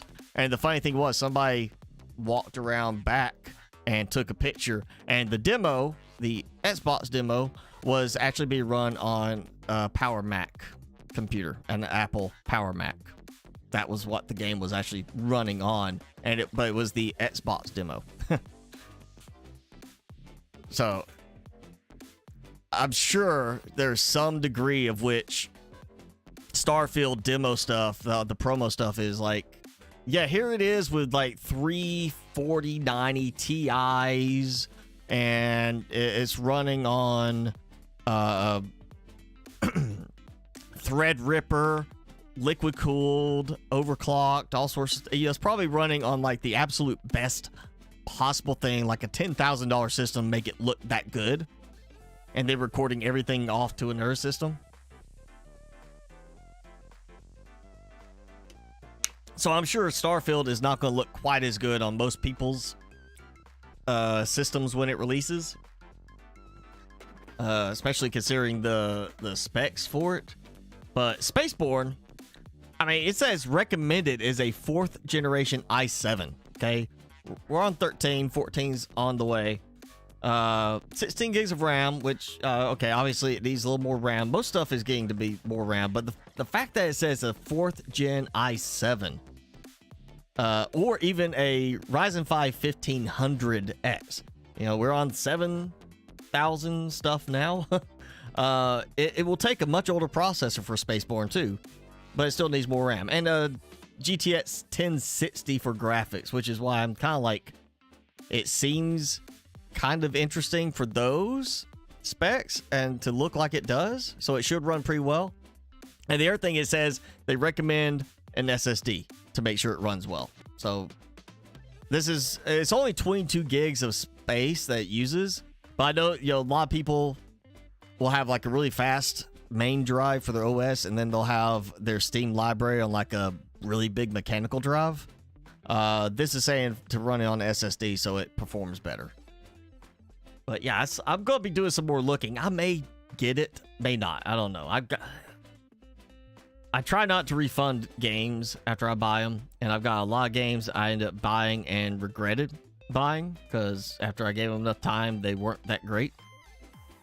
So I'm going to do some more looking into this. It's the one person thing that throws me off. It's granted, I do have was it Bright Memory. I did that one stream because it's such a short game, but that was a single person game, or single person developed game that won some awards too, if I remember right, and it looked absolutely phenomenal, to the point you're like, why is it that this is made by a single person? And maybe I played it while it was still in development, so there wasn't as much going on. I can't remember. It's been a long time since I played that. 2019. February 2019. 4 years since I played that game. Wow. Almost as long ago as since for Green Hell to get started on that again. So I got games, too many games to play. That's why I don't want to just buy yet another one that's going to end up in the junk pile. So I'm going to be looking at that. I'm keeping an eye on Starfield. I'm definitely interested in Starfield. I'm not interested in the $70 price tag. Just go ahead and say I still feel like that's too much for a game that's not, especially a brand new game that doesn't have a DLC or anything yet. I feel like $70, it should be including, like, it should be Game of the Year. It should be getting all the DLCs. But it is Bethesda. You know, Bethesda has got a good track record. I mean, Skyrim, Fallout type stuff, you know. The thing for me that has me worried is the base building part of it. Because let's face it, base building is not that great in Fallout 4. Honestly, Fallout 4 base building kind of feels like the developers watched YouTubers and Twitch streamers playing games with base building, but never actually played base building games themselves. They just made notes watching somebody else play and said, okay, we'll do that. And then that's what we got. Wow, Starfield Digital Premium Edition, $100. What's in the Digital Premium Edition? That's worth $100. The base game, up to 5 days early access. But then it says Shattered Space Story Expansion. So are you getting early access to the expansion, or you get early access to the game itself before it's officially released? Then you get a skin pack, and you get soundtrack and art book digital access. Let's see what it says on the early access. It's just got a star. It doesn't even say anything about what the star means. Is it like $100 and you can play 5 days earlier? Because that's kind of what it's sounding like. Okay, you do get the Shattered Space Story Expansion on release, which they got that detailed below. So okay, it sounds like, yeah, you pay $100, you can play 5 days before it's officially released. So instead of September 6th, you pay $100, you can play it on September 1st. $70 is already hard to swallow. I'm not doing $100 for a game.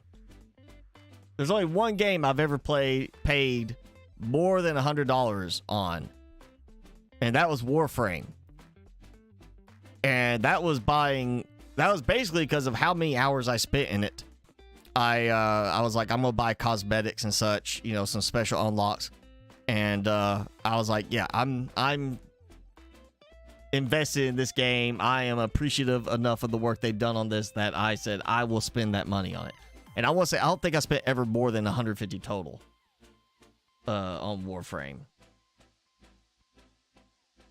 Let me see how many hours I have. Since I linked it to my Steam account, I have just under 500 hours. And before linking Warframe to Steam, I was somewhere around 1,200, I think, in that game. I got burned out on it, and now last time I played it, like 3 days, I did everything new I had to do, and then just, you know, okay, well, that was it. That was fun. Yeah, that's still the most played game I have, period. It just doesn't show correctly because I didn't tie it to Steam for a long time, because you didn't pay Steam for it. You paid Warframe, the developers, for it, so there's no reason to tie it in.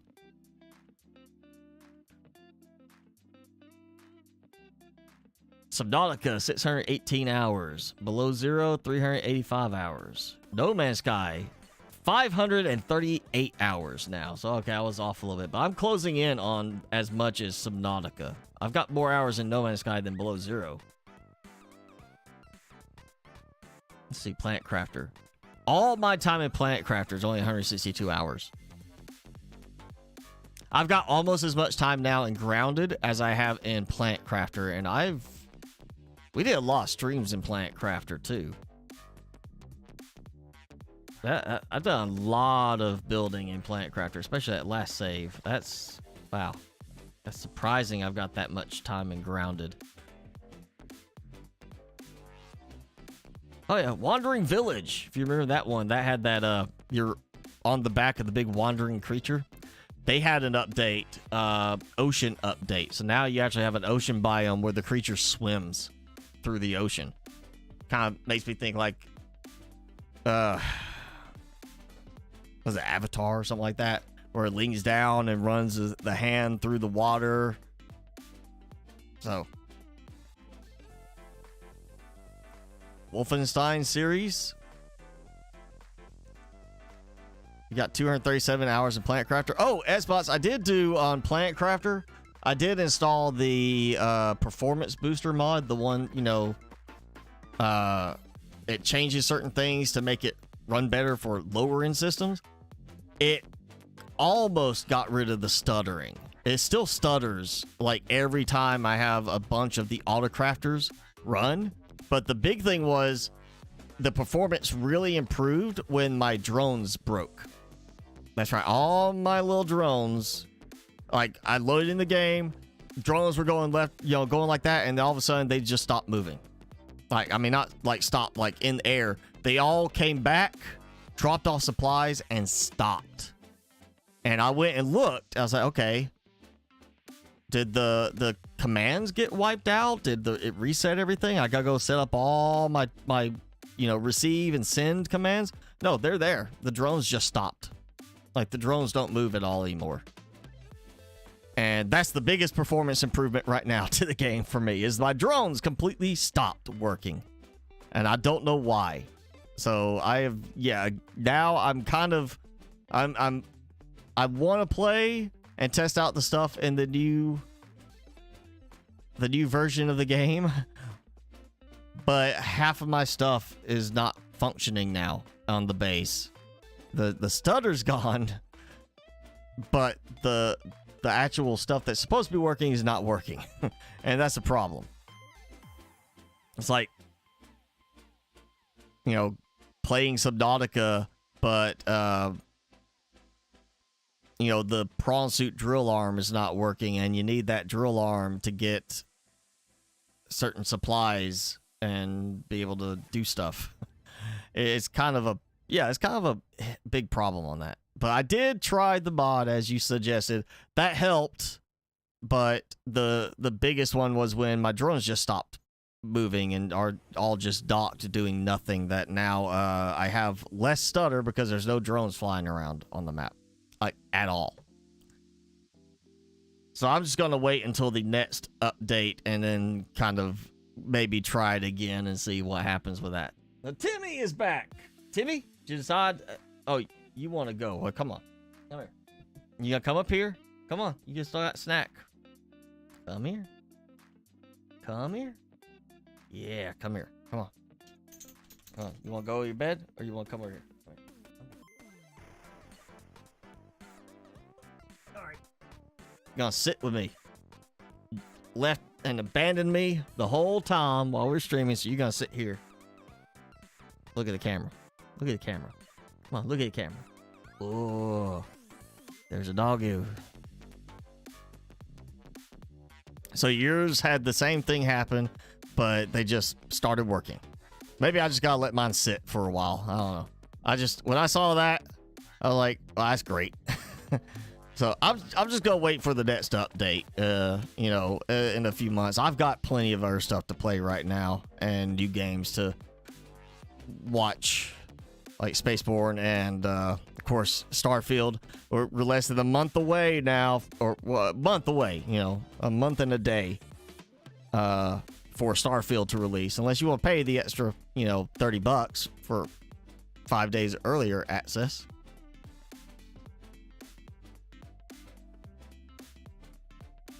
Say hi, Timmy. Look at the camera. Hold on, look at the camera.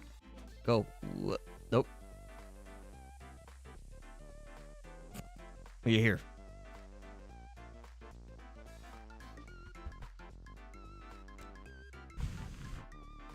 No? Okay. He's like, I'm just gonna sit here, just scratch my belly. No, now he's watching himself on the screen. Yeah, you stop.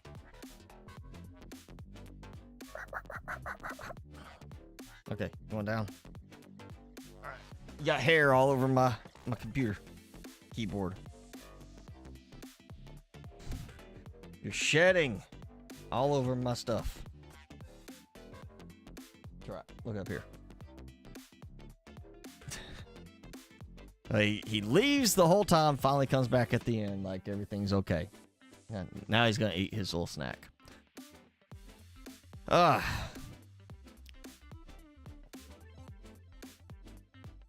I don't think Bethesda made Wolfenstein